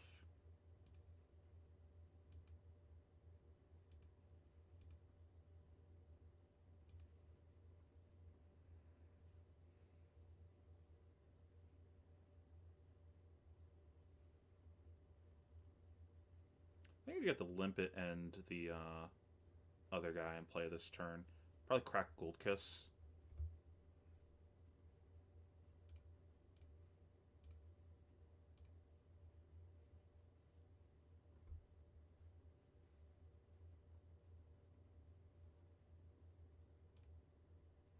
We only have 2 guys, right? Yeah.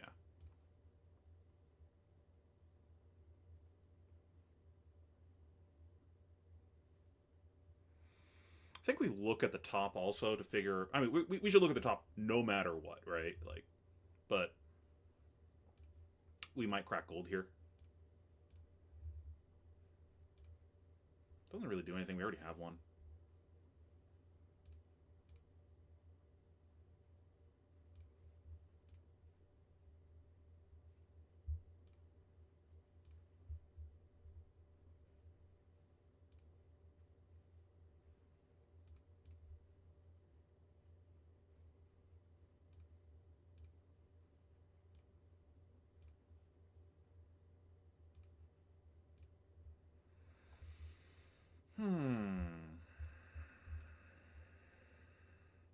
I want an arsenal here.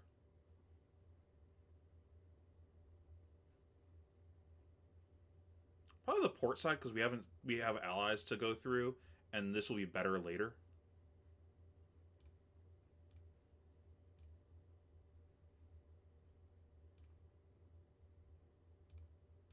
Oh, we're getting smorked.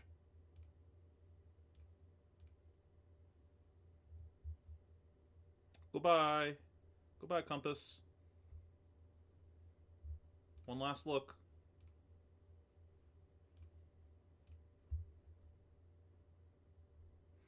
At least we got guys on the board. And we got double go again here. God, what was the top? It was a chart?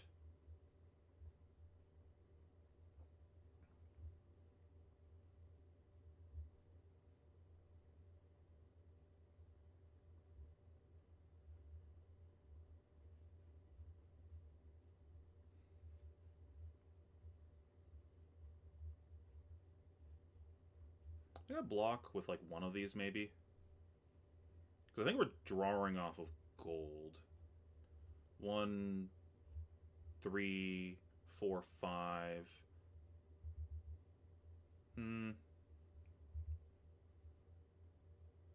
No, we don't have to, because let's just go again. So we can pitch a blue to play both of these, and then pitch a blue to do both of these.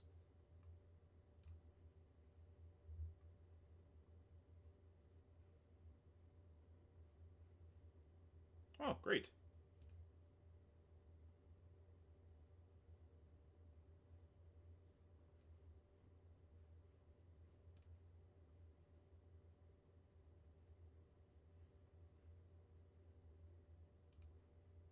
Okay, how does this math work out now?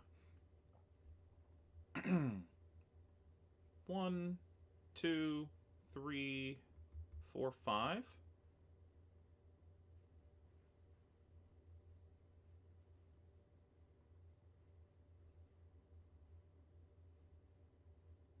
Maybe just get rid of the tipple.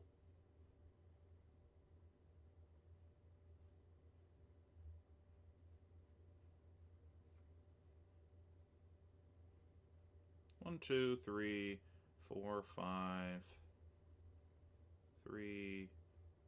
So it's gonna be 1, 4. It might just be crack 2 gold. That seems loose though. Whatever, let's just get rid of the tipple.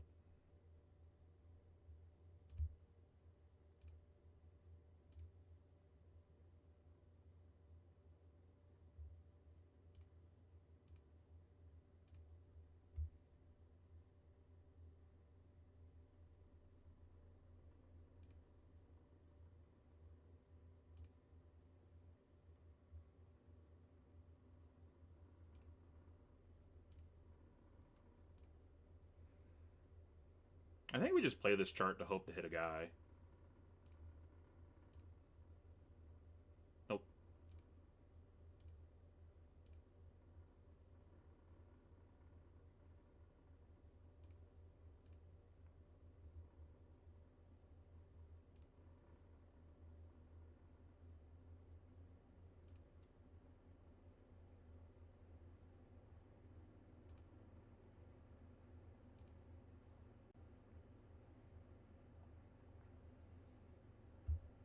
We draw again? Seems loose. I think we just IP this. Whatever.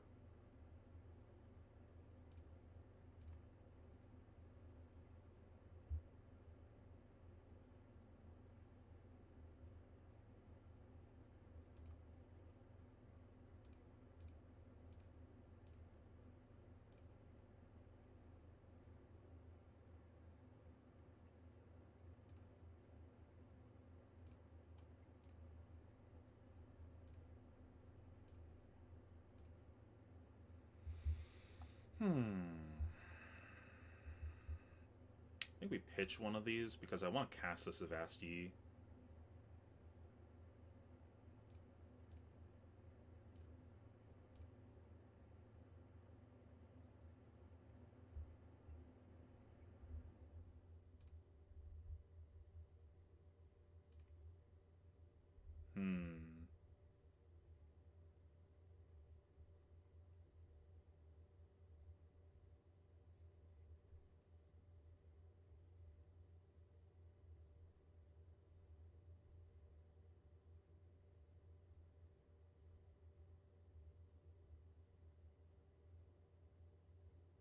kind of awkward. I think it's a try to bail out with gold angle.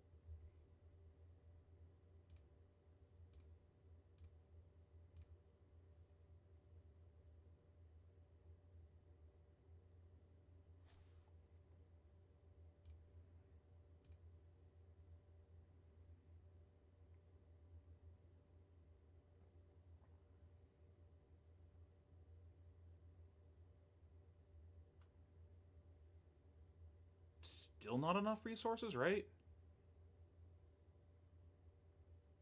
Whatever, let's do this.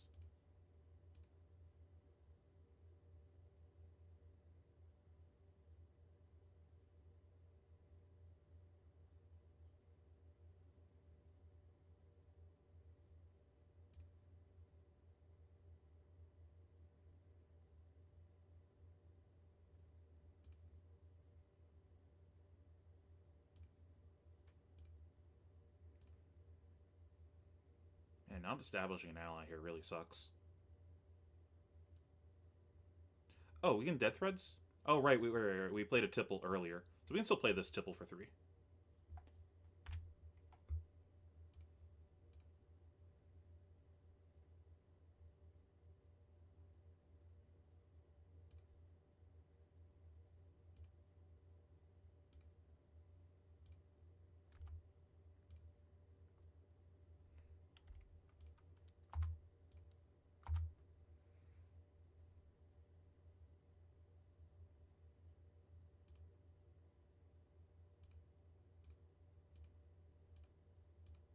It's a lot of chip damage.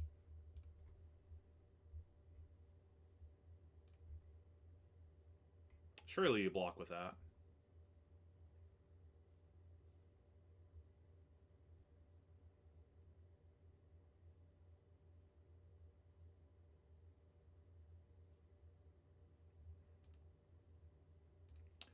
Is that 9 pummels?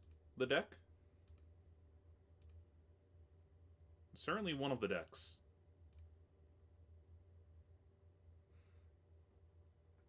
I think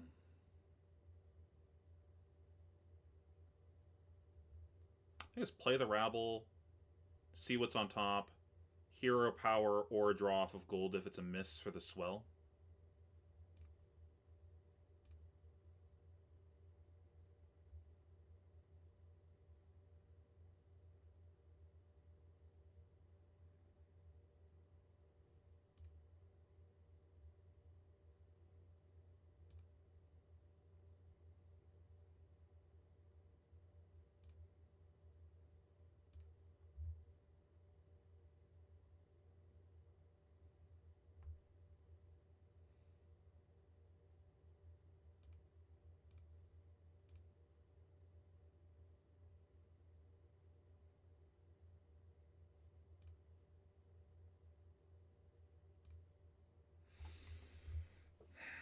I think we draw off of gold, hope to hit an ally.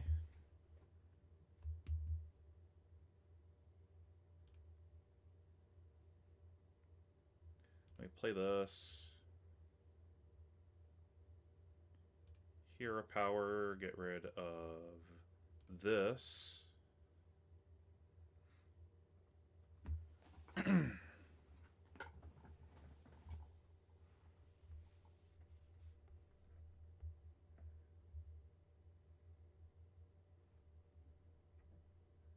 Do I even play this Oyston?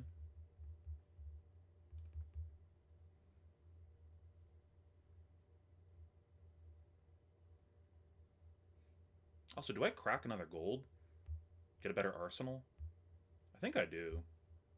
It's kind of aggressive, though.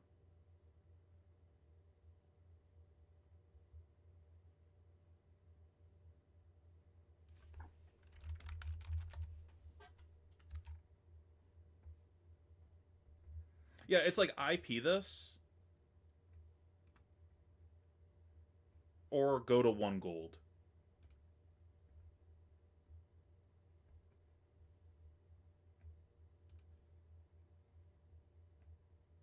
But if we draw another ally, we just like wasted it.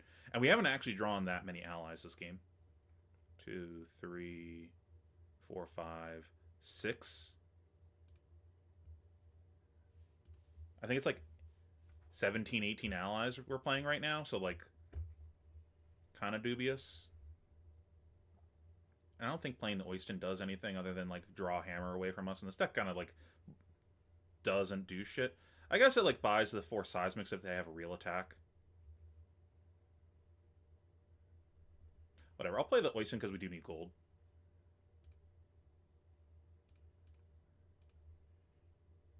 Oh, would have been a good arsenal.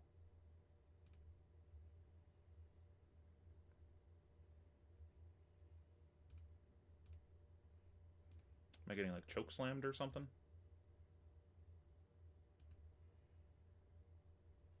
Huh? Okay. That wasn't on my list of things I was expecting to see. Is this... What's the point of this?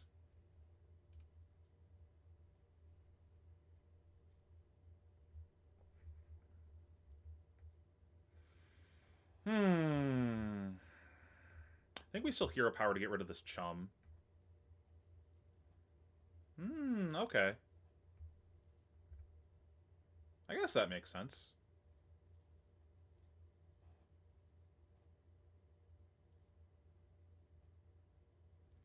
Yeah, I think I want to stack my grave with the chum plus something else.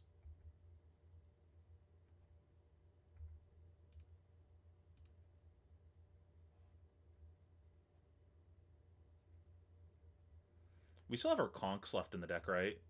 Yeah, we've seen one. So I think we're just looking for a big turn with conk.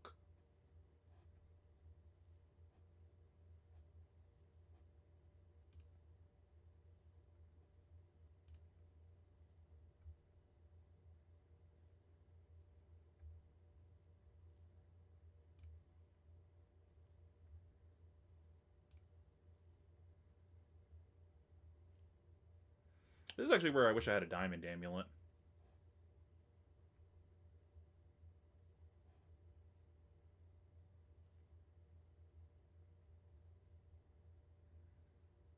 Just like buy the chip damage, set the call. I could also just play the call, put another guy in the bin, set up for a big turn.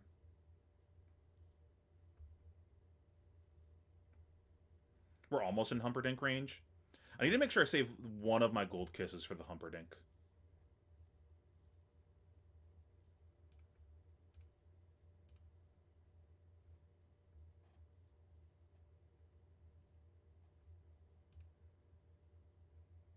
Oh, free damage. Idiot.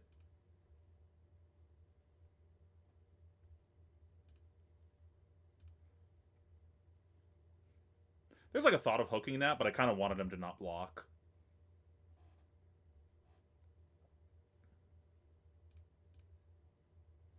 Is this for like a pulverize at this point?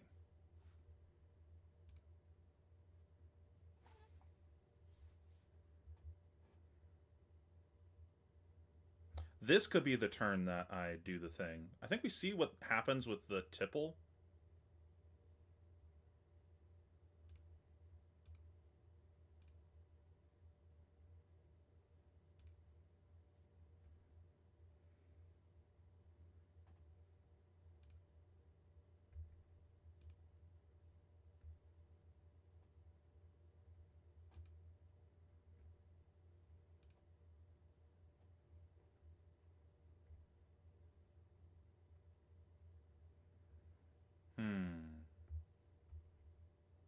We have more than enough cards in deck that I'm not worried about just like straight up getting fatigued.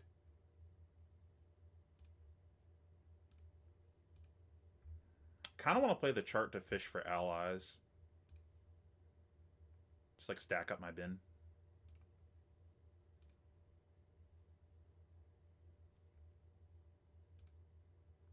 That's unfortunate.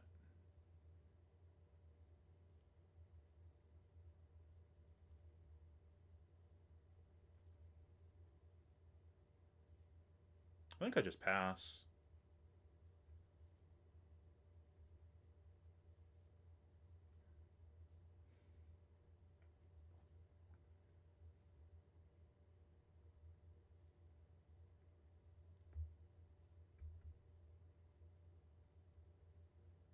Yeah, I think I just pass and get this blood out of my hand.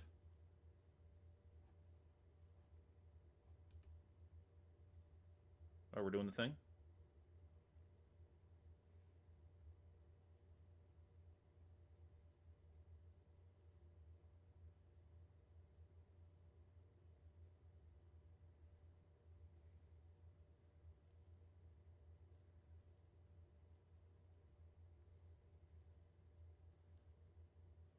Maybe now I play a guy.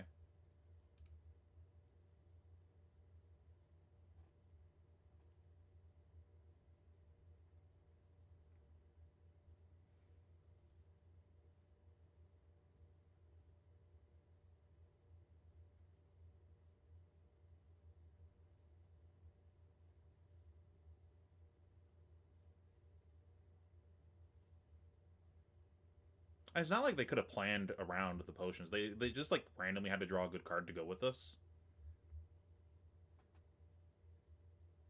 It's not any number, right? Yeah, whatever.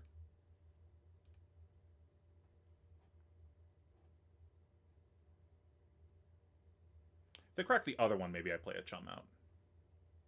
Ooh.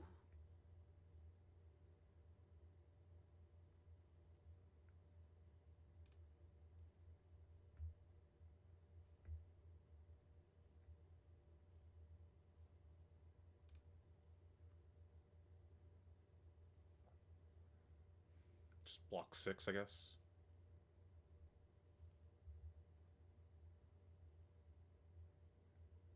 Do I play around Pummel? No, right? Like, why would you play Lead the Charge if you're going to play Pummel?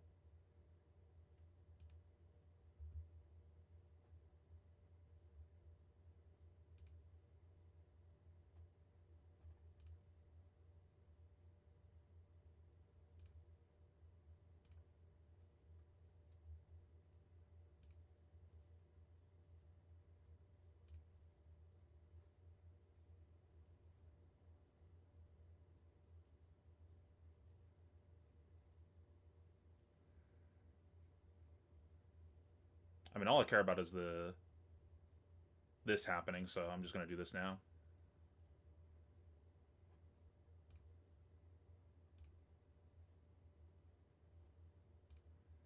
Unfortunate. I just can't block with this.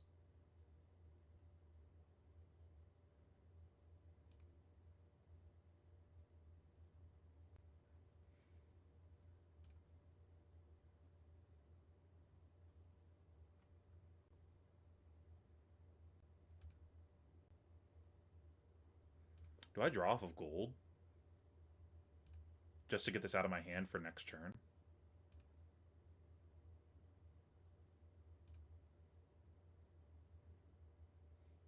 I think I just hold the L.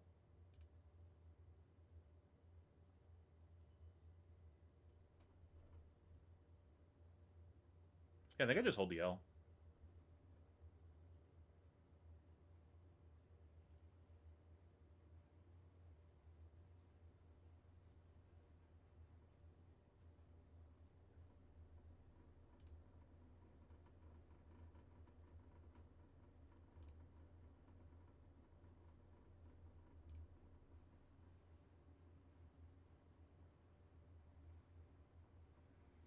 Do I defend this with the Swell? My life is starting to be relevant, but this is probably the turn I start playing things.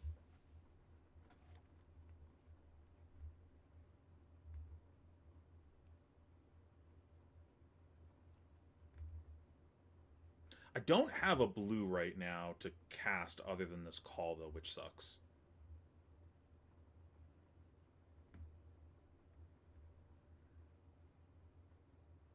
We might just cast this call for something else.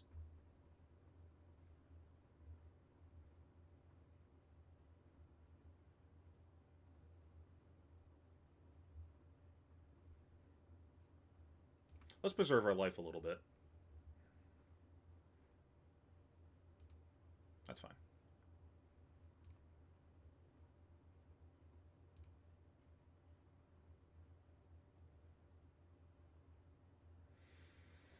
Hmm.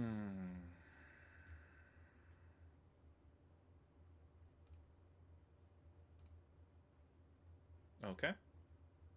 Already was going to -1, but sure, you got me, I guess.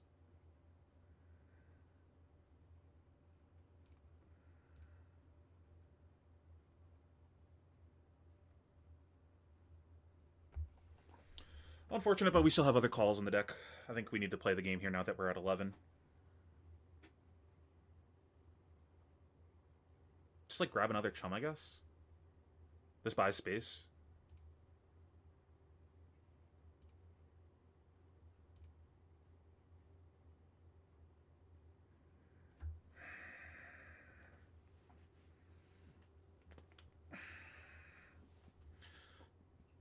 Do we Gold Kiss here?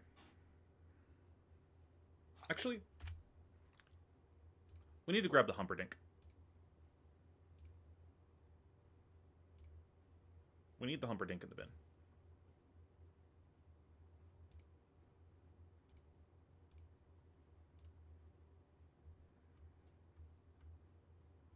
Where did he go? That's the man.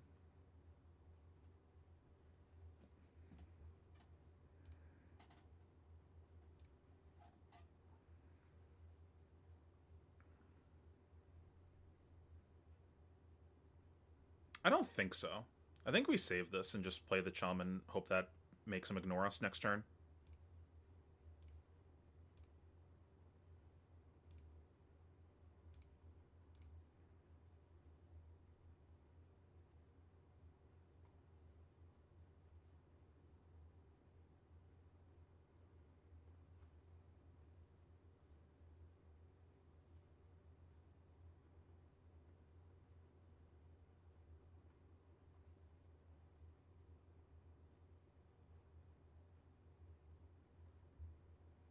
Could also use this to peek, and if it's a red, we just draw it off of gold.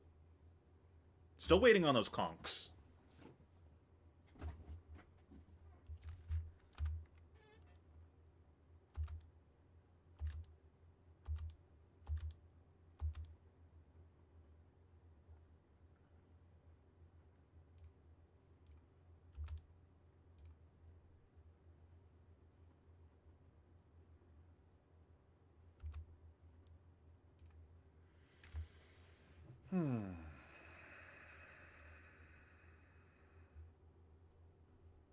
This is 3.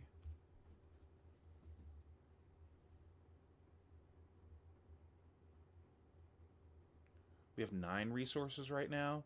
This theoretically could put us to 8 resources.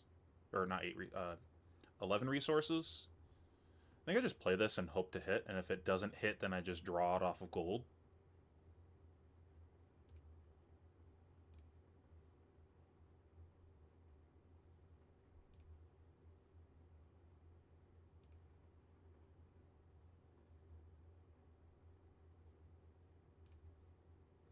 So if we hit another blue here, we can just play the Humperdinck, right?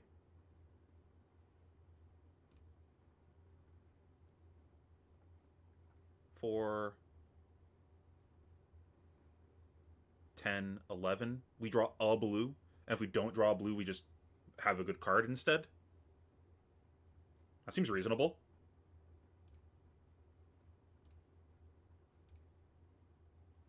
We're lit.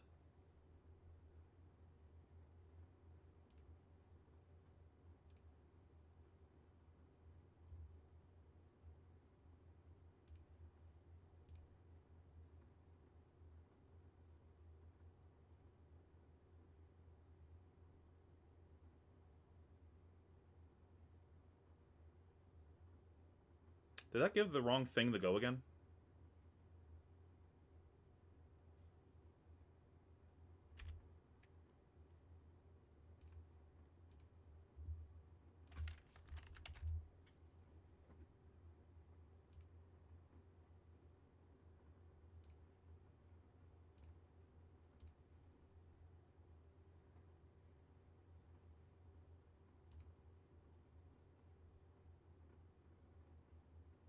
It's all the same. If you block this versus the Humperdinck, I don't care.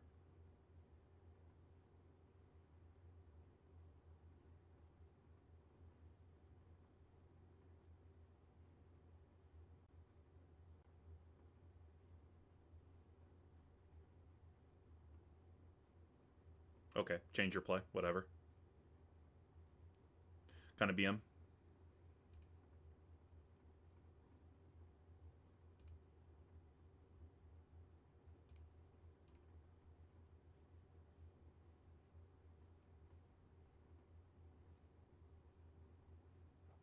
The thing is, you still need to keep cards to kill the Humperdinck.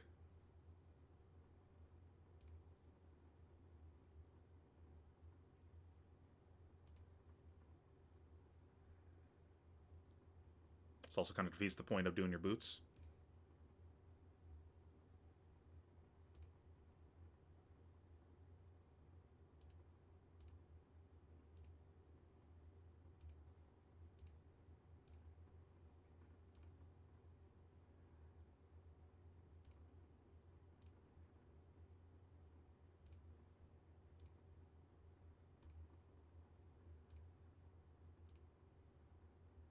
And we still have our conks left.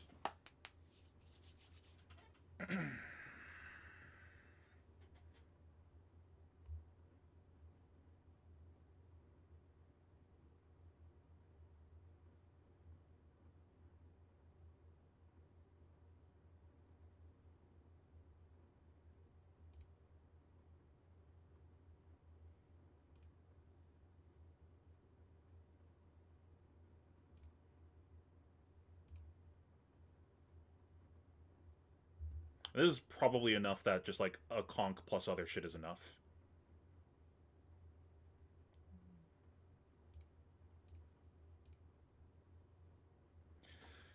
I think we're waiting for a Vast Ease at this point.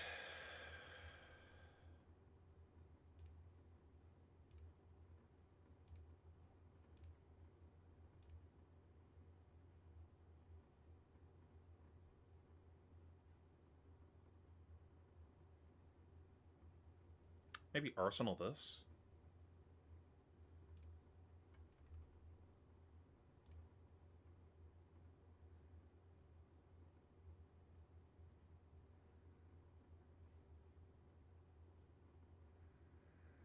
I think it's hero power, so we can put one of these in the bin.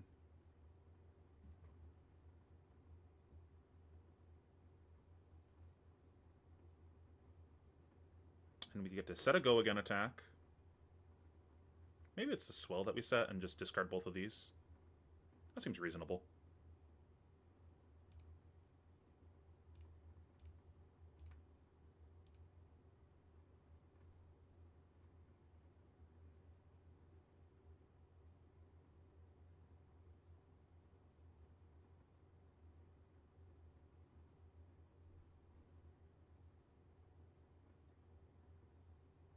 Maybe we just play the swell now.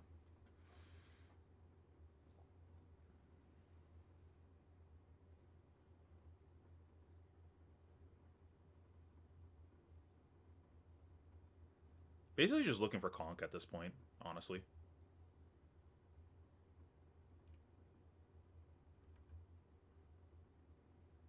Like conk plus another attack.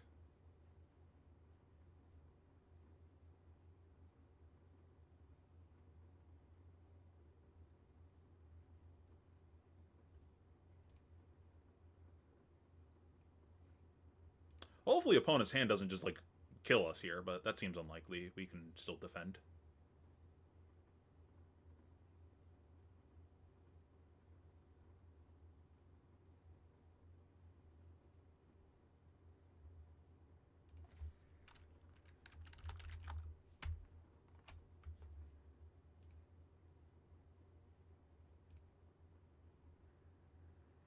I think I like playing this here. Just like get my chip damage.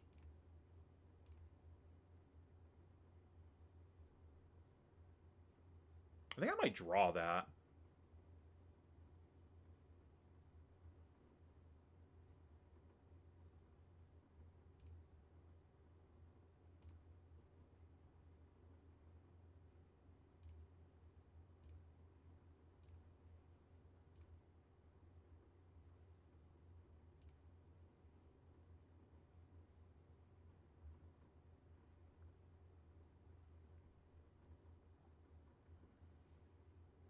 Alternatively, just play a guy to distract. We have more than enough guys. I don't think that's what the game is going to be about here. So just like having a guy on the board helps make this go again pretty good.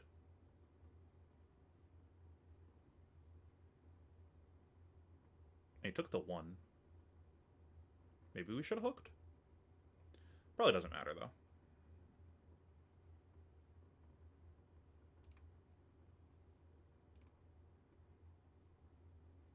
If he punches us, we have a D-react.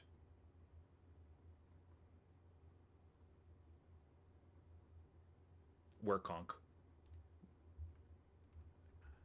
I'm not blind, right? We, like, managed to... oh, no, there's another one. So there's 1 in the deck?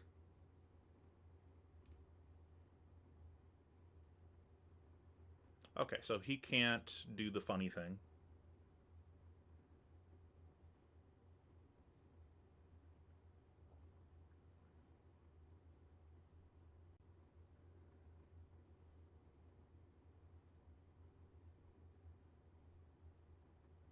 So we need to block 2 cards on this? This seems like a good spot to establish 2 allies.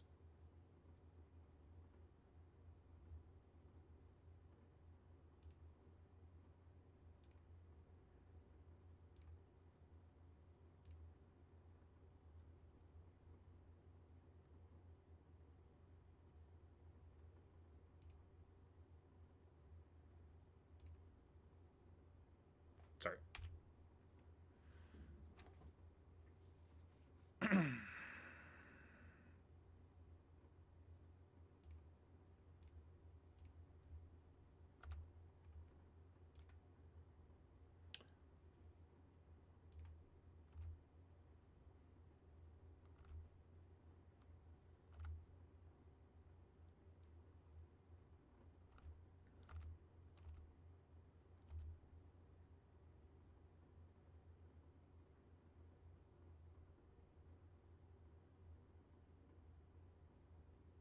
Avast ye swing.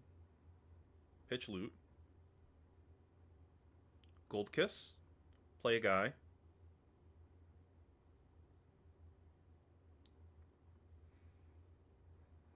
I don't think we play 3 guys.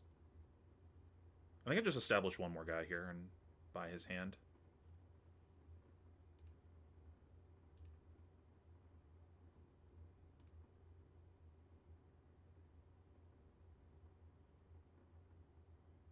If that's the case, then there's a world where I keep the loot to hold. I could just play the loot to hold on the second thing, but that seems loose. I think just holding on to the action point is better.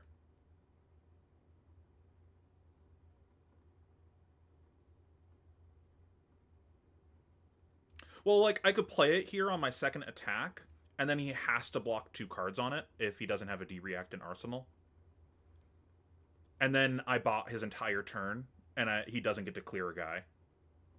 That's, like, the reasoning.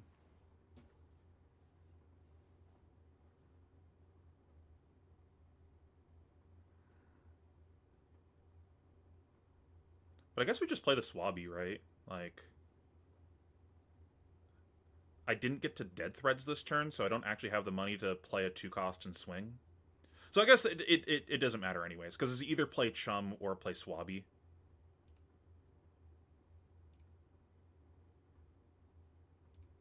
And we probably just hook this, right? Oh, I'm sorry.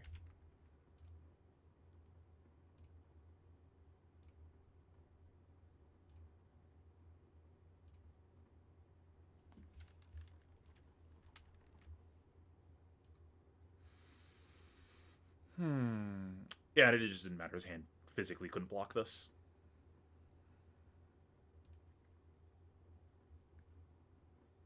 Bro, what a meme of the deck. Potion of Luck, Rainbow Pummel, Overload, Flying High, D-reacts with pummels. It's just like, what a meme. The I ain't losing to Gravy special, still lose. Keck W. This just doesn't seem like a functioning deck. How many pummels was it? Was it actually 9? I think it was actually 9. 3, 4, 5, 6. I put 2 face down, and there's a red here. Well, I play 9 pummels if you're gonna block all game. Like, also that armor block early on my conch was really suspicious. Where the fuck was my conch? Next hand. There we go. Get to play the game.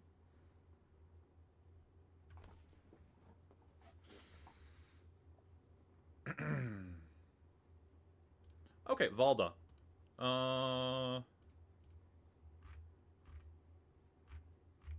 Doesn't seem like I can race.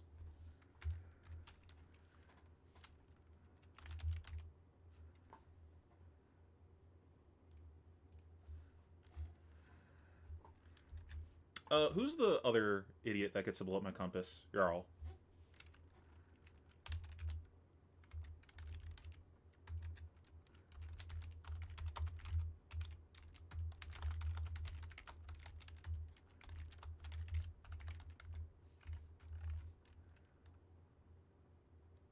That's fair. They're just all the same person, I guess. Though, like, surely there's no reason to play Bravo right now, right? Like, you would just play Valda. It's just, like, the same thing, but you get Seismic Surge tokens for free.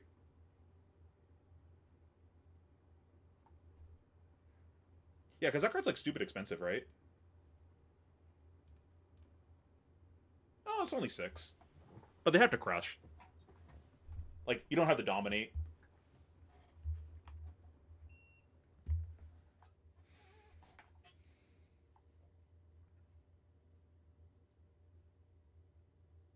But if he's playing his specializations, then he's going face instead of clearing board.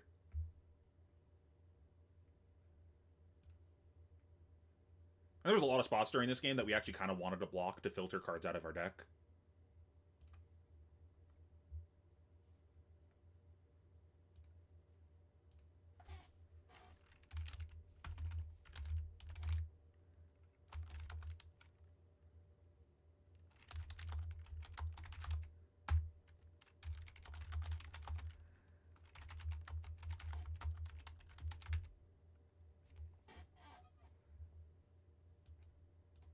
Yeah, like, I definitely agree Victor is just, like, a better deck. Like, in a vacuum. You actually get value out of what you're doing. But I guess Valda does get... that's kind of dubious. Valda only gets value if I'm playing a deck that gives her value. Which, like, honestly, probably isn't that many decks. Maybe, like, 1 Seismic a turn sometimes. You probably get, like, 0.5 Seismics a turn.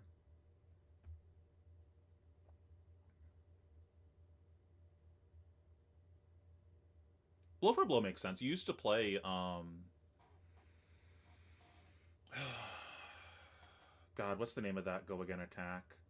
The, it gets go again if it's not defended by, something with equal or greater power.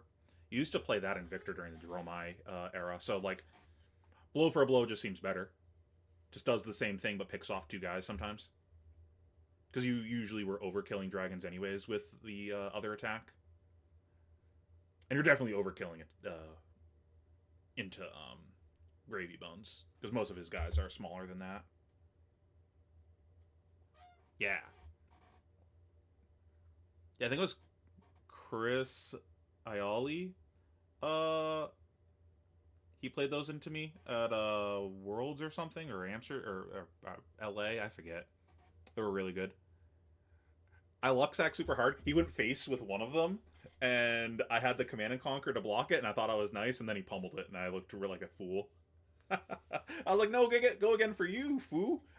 And then cool as a cucumber. Pummel. Just not even an ounce of emotion on his face. Pummel. He's got such a good game face. I love Chris.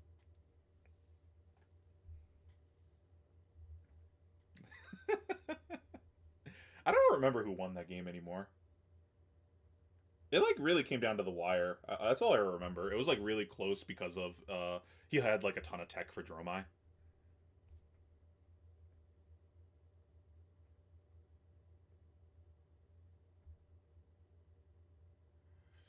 Uh, I don't think you fatigue Gravy that way, but that's like not the most unreasonable card to play. Um, I think you fatigue Gravy by using your hero power, where you block when it makes sense, and then just gain a bunch of life, putting you out of range of dying, while pinging the board. Because you already get value by playing your decompose attacks into the big health guys, and they don't act like Gravy doesn't actually have that many large health guys. It's just Chum and 0 to 3 whalers. Like, not everyone plays whaler anymore. Against everything else is pretty bad. Like Scooby Doo maybe, but even then for Scoob you would play blow for blow instead. Um, is there anything else? It's just bad ones, right? Like Cuddy,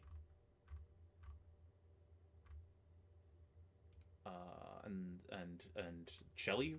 Yeah, just like you asked me a question earlier, and I was in the middle of a game and I forgot. I'm gonna scroll back up. Hey Fino, do you remember the Brazilian that asked you to record an audio in Tampa? My stupid assassin and warrior deck can't beat illusionists. I vaguely remember this. Was this like a video that you uploaded later?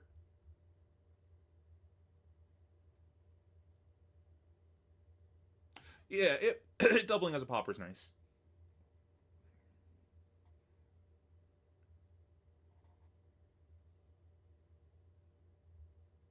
But yeah, I don't mind doing that again with you. Like next event or something. I'll be at Montreal, I believe. I think we have the hotel booked for that.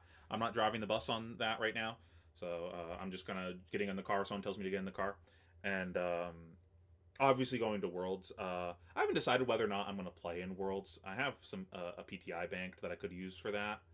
Uh, it's just a question of would I rather the money for a PTI. You know, it's not like I'm entering for free by doing that. I'm giving up money by entering. Uh, so it's just the EV proposition of do I think that I'm going to make my money back by using that?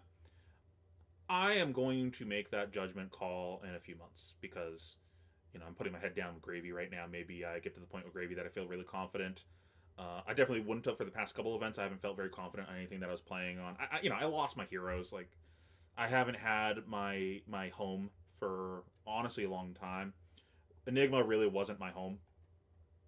Uh, it was just a good deck, but it didn't have that same like skill expression mastery that I wanted out of that I got out of Prism and OG Prism and Dromai, and New Prism. Obviously, that ain't it. I fucking hate that deck. I get so mad playing that deck. I was playtesting with Peter like a week ago, playing Prism because he just wanted some Prism games to try out some sideboard cards. And the entire time, I'm just mauling by how bad the deck is. Just everything was going wrong for me at every chance that, like, every, like, small variance point, because there's a ton of variance points in Prism of just, like, the top of your deck shenanigans or just, like, your hand texture. And everything that could go wrong was going wrong. And I had, like, one of the games, I just like, no, block with one card, take no game action pass. Just literally hand didn't play because it was like all wraths and figments and shit. And it was like this is just unplayable.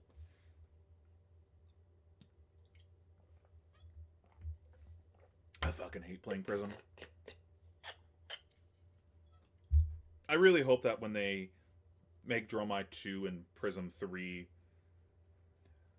they obviously got the feedback that the spiritual successor of Prism didn't scratch the itch that the people that used to play that hero wanted.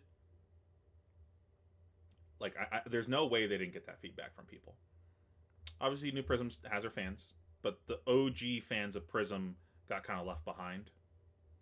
And I think Enigma was supposed to be that replacement, but that still isn't the same. It was close. It was close. I was happy with it.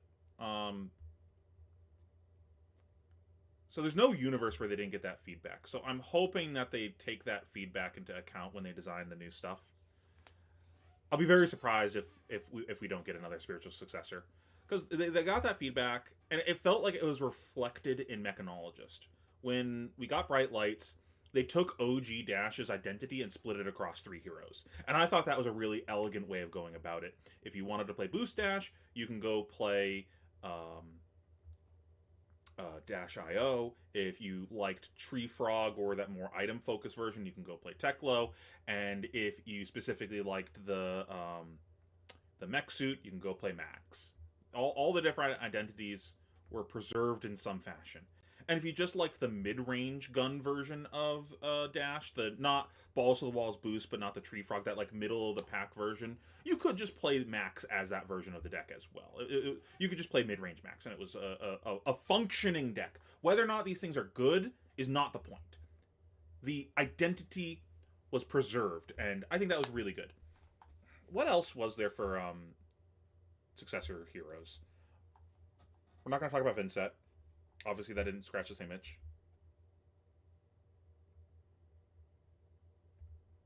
Sounds good. Hit me up. I don't know if Marlin was supposed to be the spiritual successor to Lexi. It doesn't feel like it. Feels like it's supposed to be the successor to Azalea of the big dumb arrow with an on-hit and disrupt you type of style. And I think that's an okay spiritual successor. I think Marlin does the right things to be Azalea. Yeah.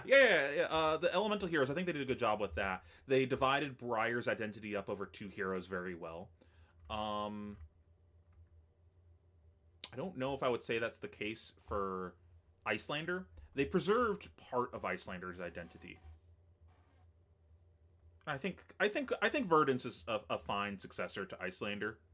Doesn't necessarily scratch the same perfect itch, but I think it's close enough where if you're an Icelander fan, you're not upset with Verdance.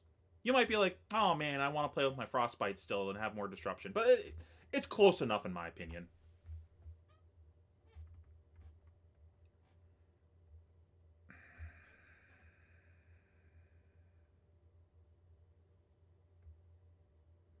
Jarl to Oldhim. I feel like Jarl isn't a good spiritual successor, but I'm not a Guardian player, so I can't really speak for you guys on that. It seems like he doesn't scratch that itch of being this big tanky guy that's gonna try to not take damage. It seems like he's far more of a proactive deck. That block 2 cards, activate hero power, swing hammer style was not preserved.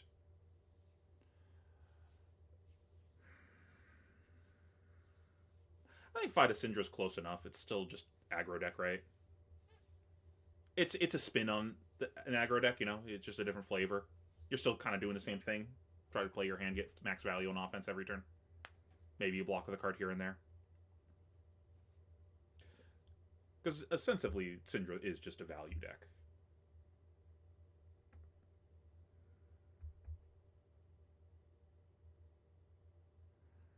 Fang's not succeeding anyone. Succeeding? Is it succeeding or succeeding? I don't know. English is a hard language. Did we have any other people that just rotated out? I don't think so.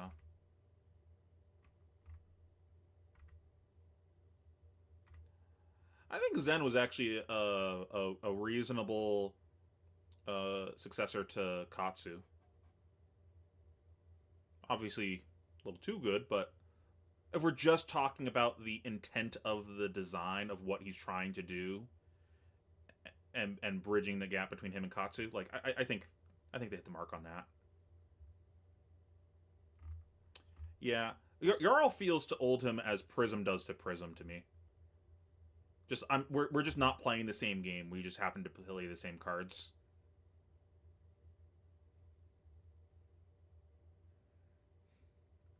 It's funny. Gravy actually feels like a successor to Dromai. It really does. The way that I'm thinking about my turns and the deck, and a lot of the micro and macro of it, feel very similar to how I thought about Dromai. Now that might just be because I played a lot of Dromai, so I already have mental biases towards that. But None of the new heroes are like successors to anything, right? Like we can't actually know yet, but it seems like they're trying to do a new thing so far. Like little guardian, like small attacks matters guardian. This is probably both of these are some form of aura guardian also. Mid range blocky brute. We haven't really had that before. And also probably small stuff matters KO.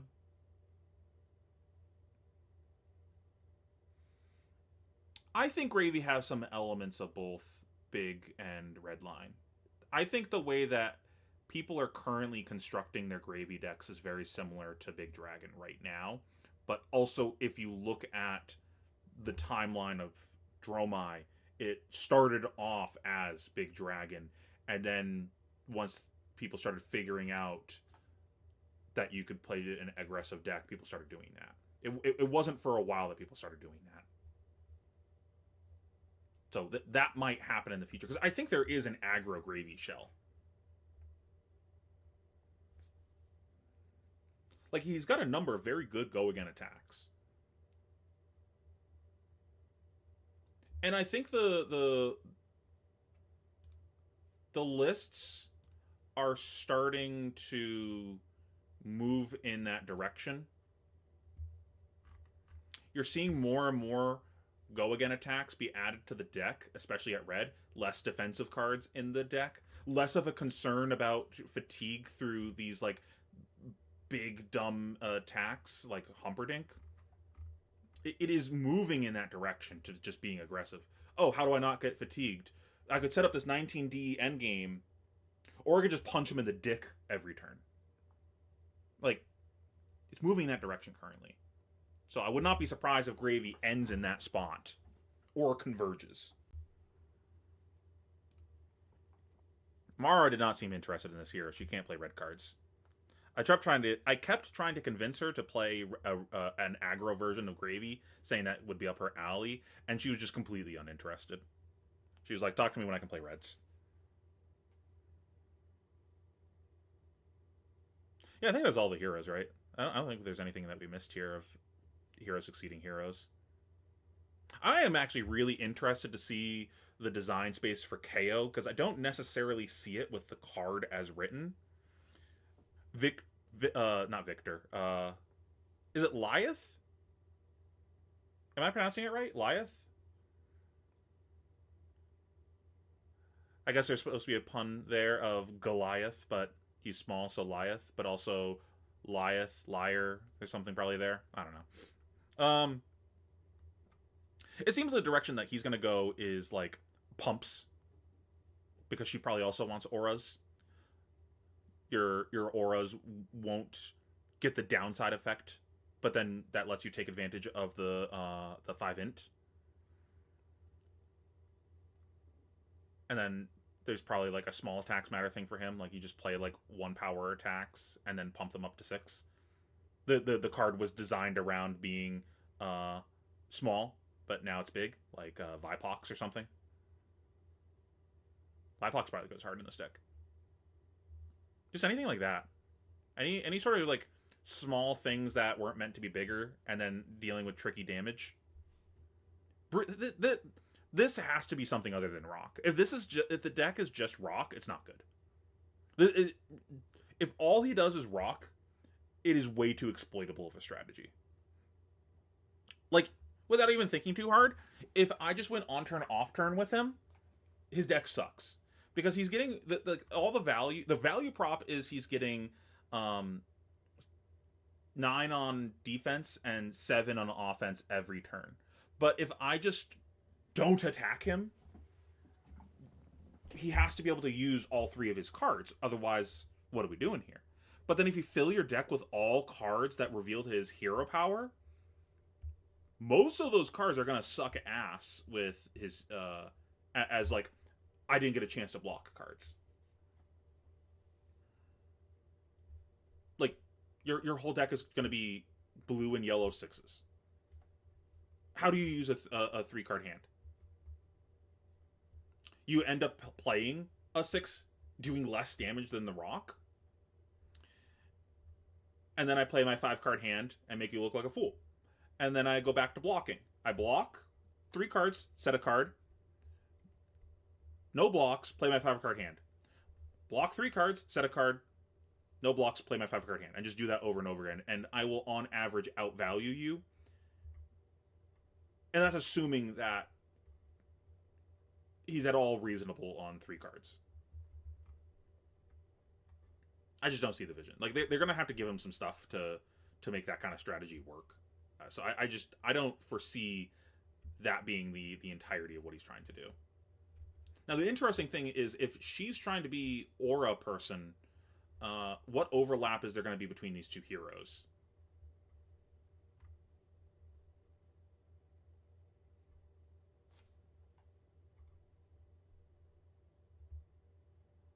Well, like, it's a really powerful hero ability. He functionally is 4 int if you build your deck around it. But if all you're doing is rocking people, then it's not good. Maybe he has top of deck manipulation or top of deck stuff like Gravy does, so he can kind of map out his turn around that info and decide whether or not he's going to rock or not.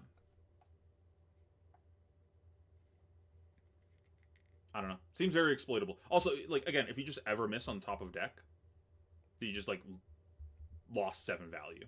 That's so bad.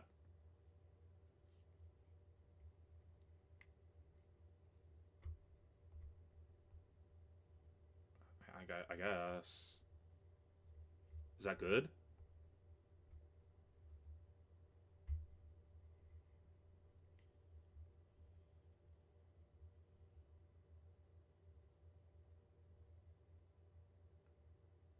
You can't even claw doing that, right?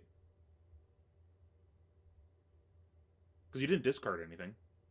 You pitched the top card of your deck. So the claws don't have go again. Like, at that point, you're just better off running club.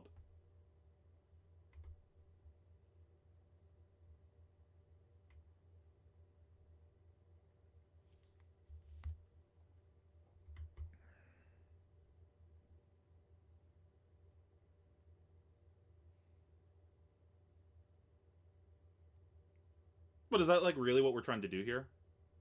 Like, surely we're not trying to block 3 card swing claw. Your deck is even worse now.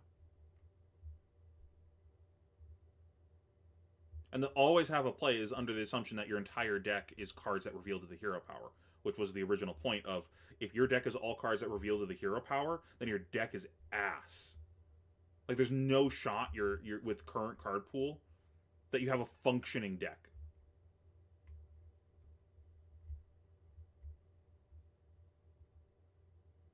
Even if we say it's blues and yellows, like, maybe we do yellows plus you have Tunic or whatever, you know? Like, sometimes I do Tunic with a yellow. Even then, because currently, like, I don't even think you can build your deck to be just all blue 6s, right?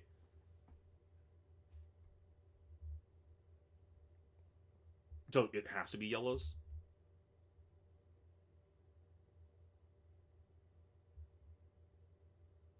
But, like, I'm given the credit that you could build your deck to be all cards that reveal to rock. Like, let's not get into the whether or not that's physically possible. Let's just assume it is. It's just not a good deck.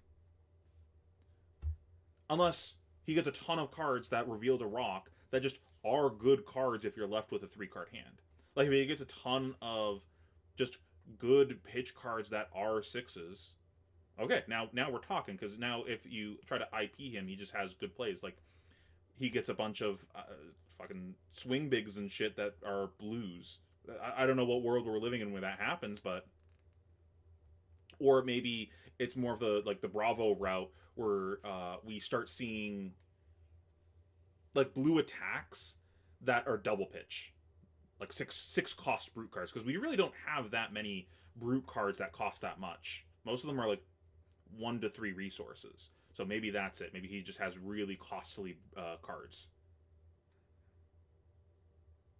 And then if you leave him with a big grip, well, that's not as big of a deal, because when you leave him with these cards, they do outlet to each other, and he just plays like a 3-card 10. Probably not, because they'd be all blues, but whatever. It's the only world that I see that works, but like, you'd need to get so many cards out of this set for that to happen. But again, I'm not even going there.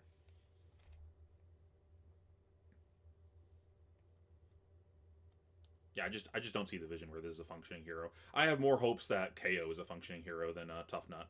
But Tough Nut looks like he could be like a fun goober deck. Like, I'm kind of into playing Shrek.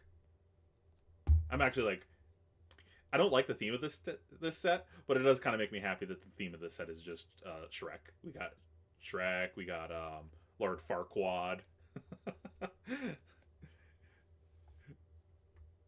Like, if there's not Shrek references in the set, I'm gonna be upset.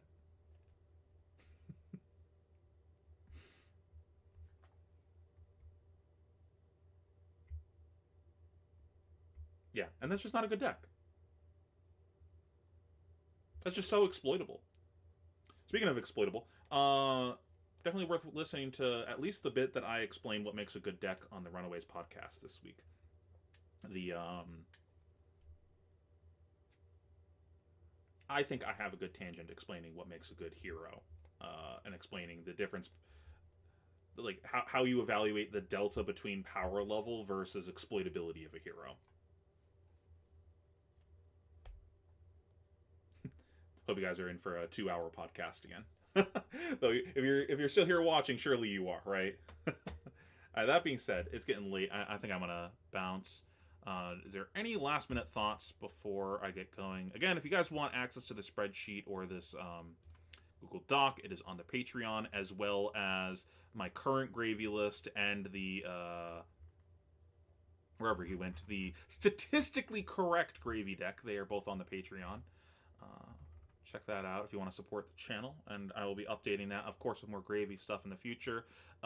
Eventually, I'll be making some video guides and a full primer on the Patreon as well, so check that out. Any last minute thoughts on Garvey? Was there anything else important in this Valda game? Setting up my gold kisses. Setting up go again attacks. I need to get better about sequencing my gold kiss, but that's like partly a Talishar problem of just like it's different in paper. I don't think so. I don't think I have anything else to say. Anything else? Any other questions that I solved during these games?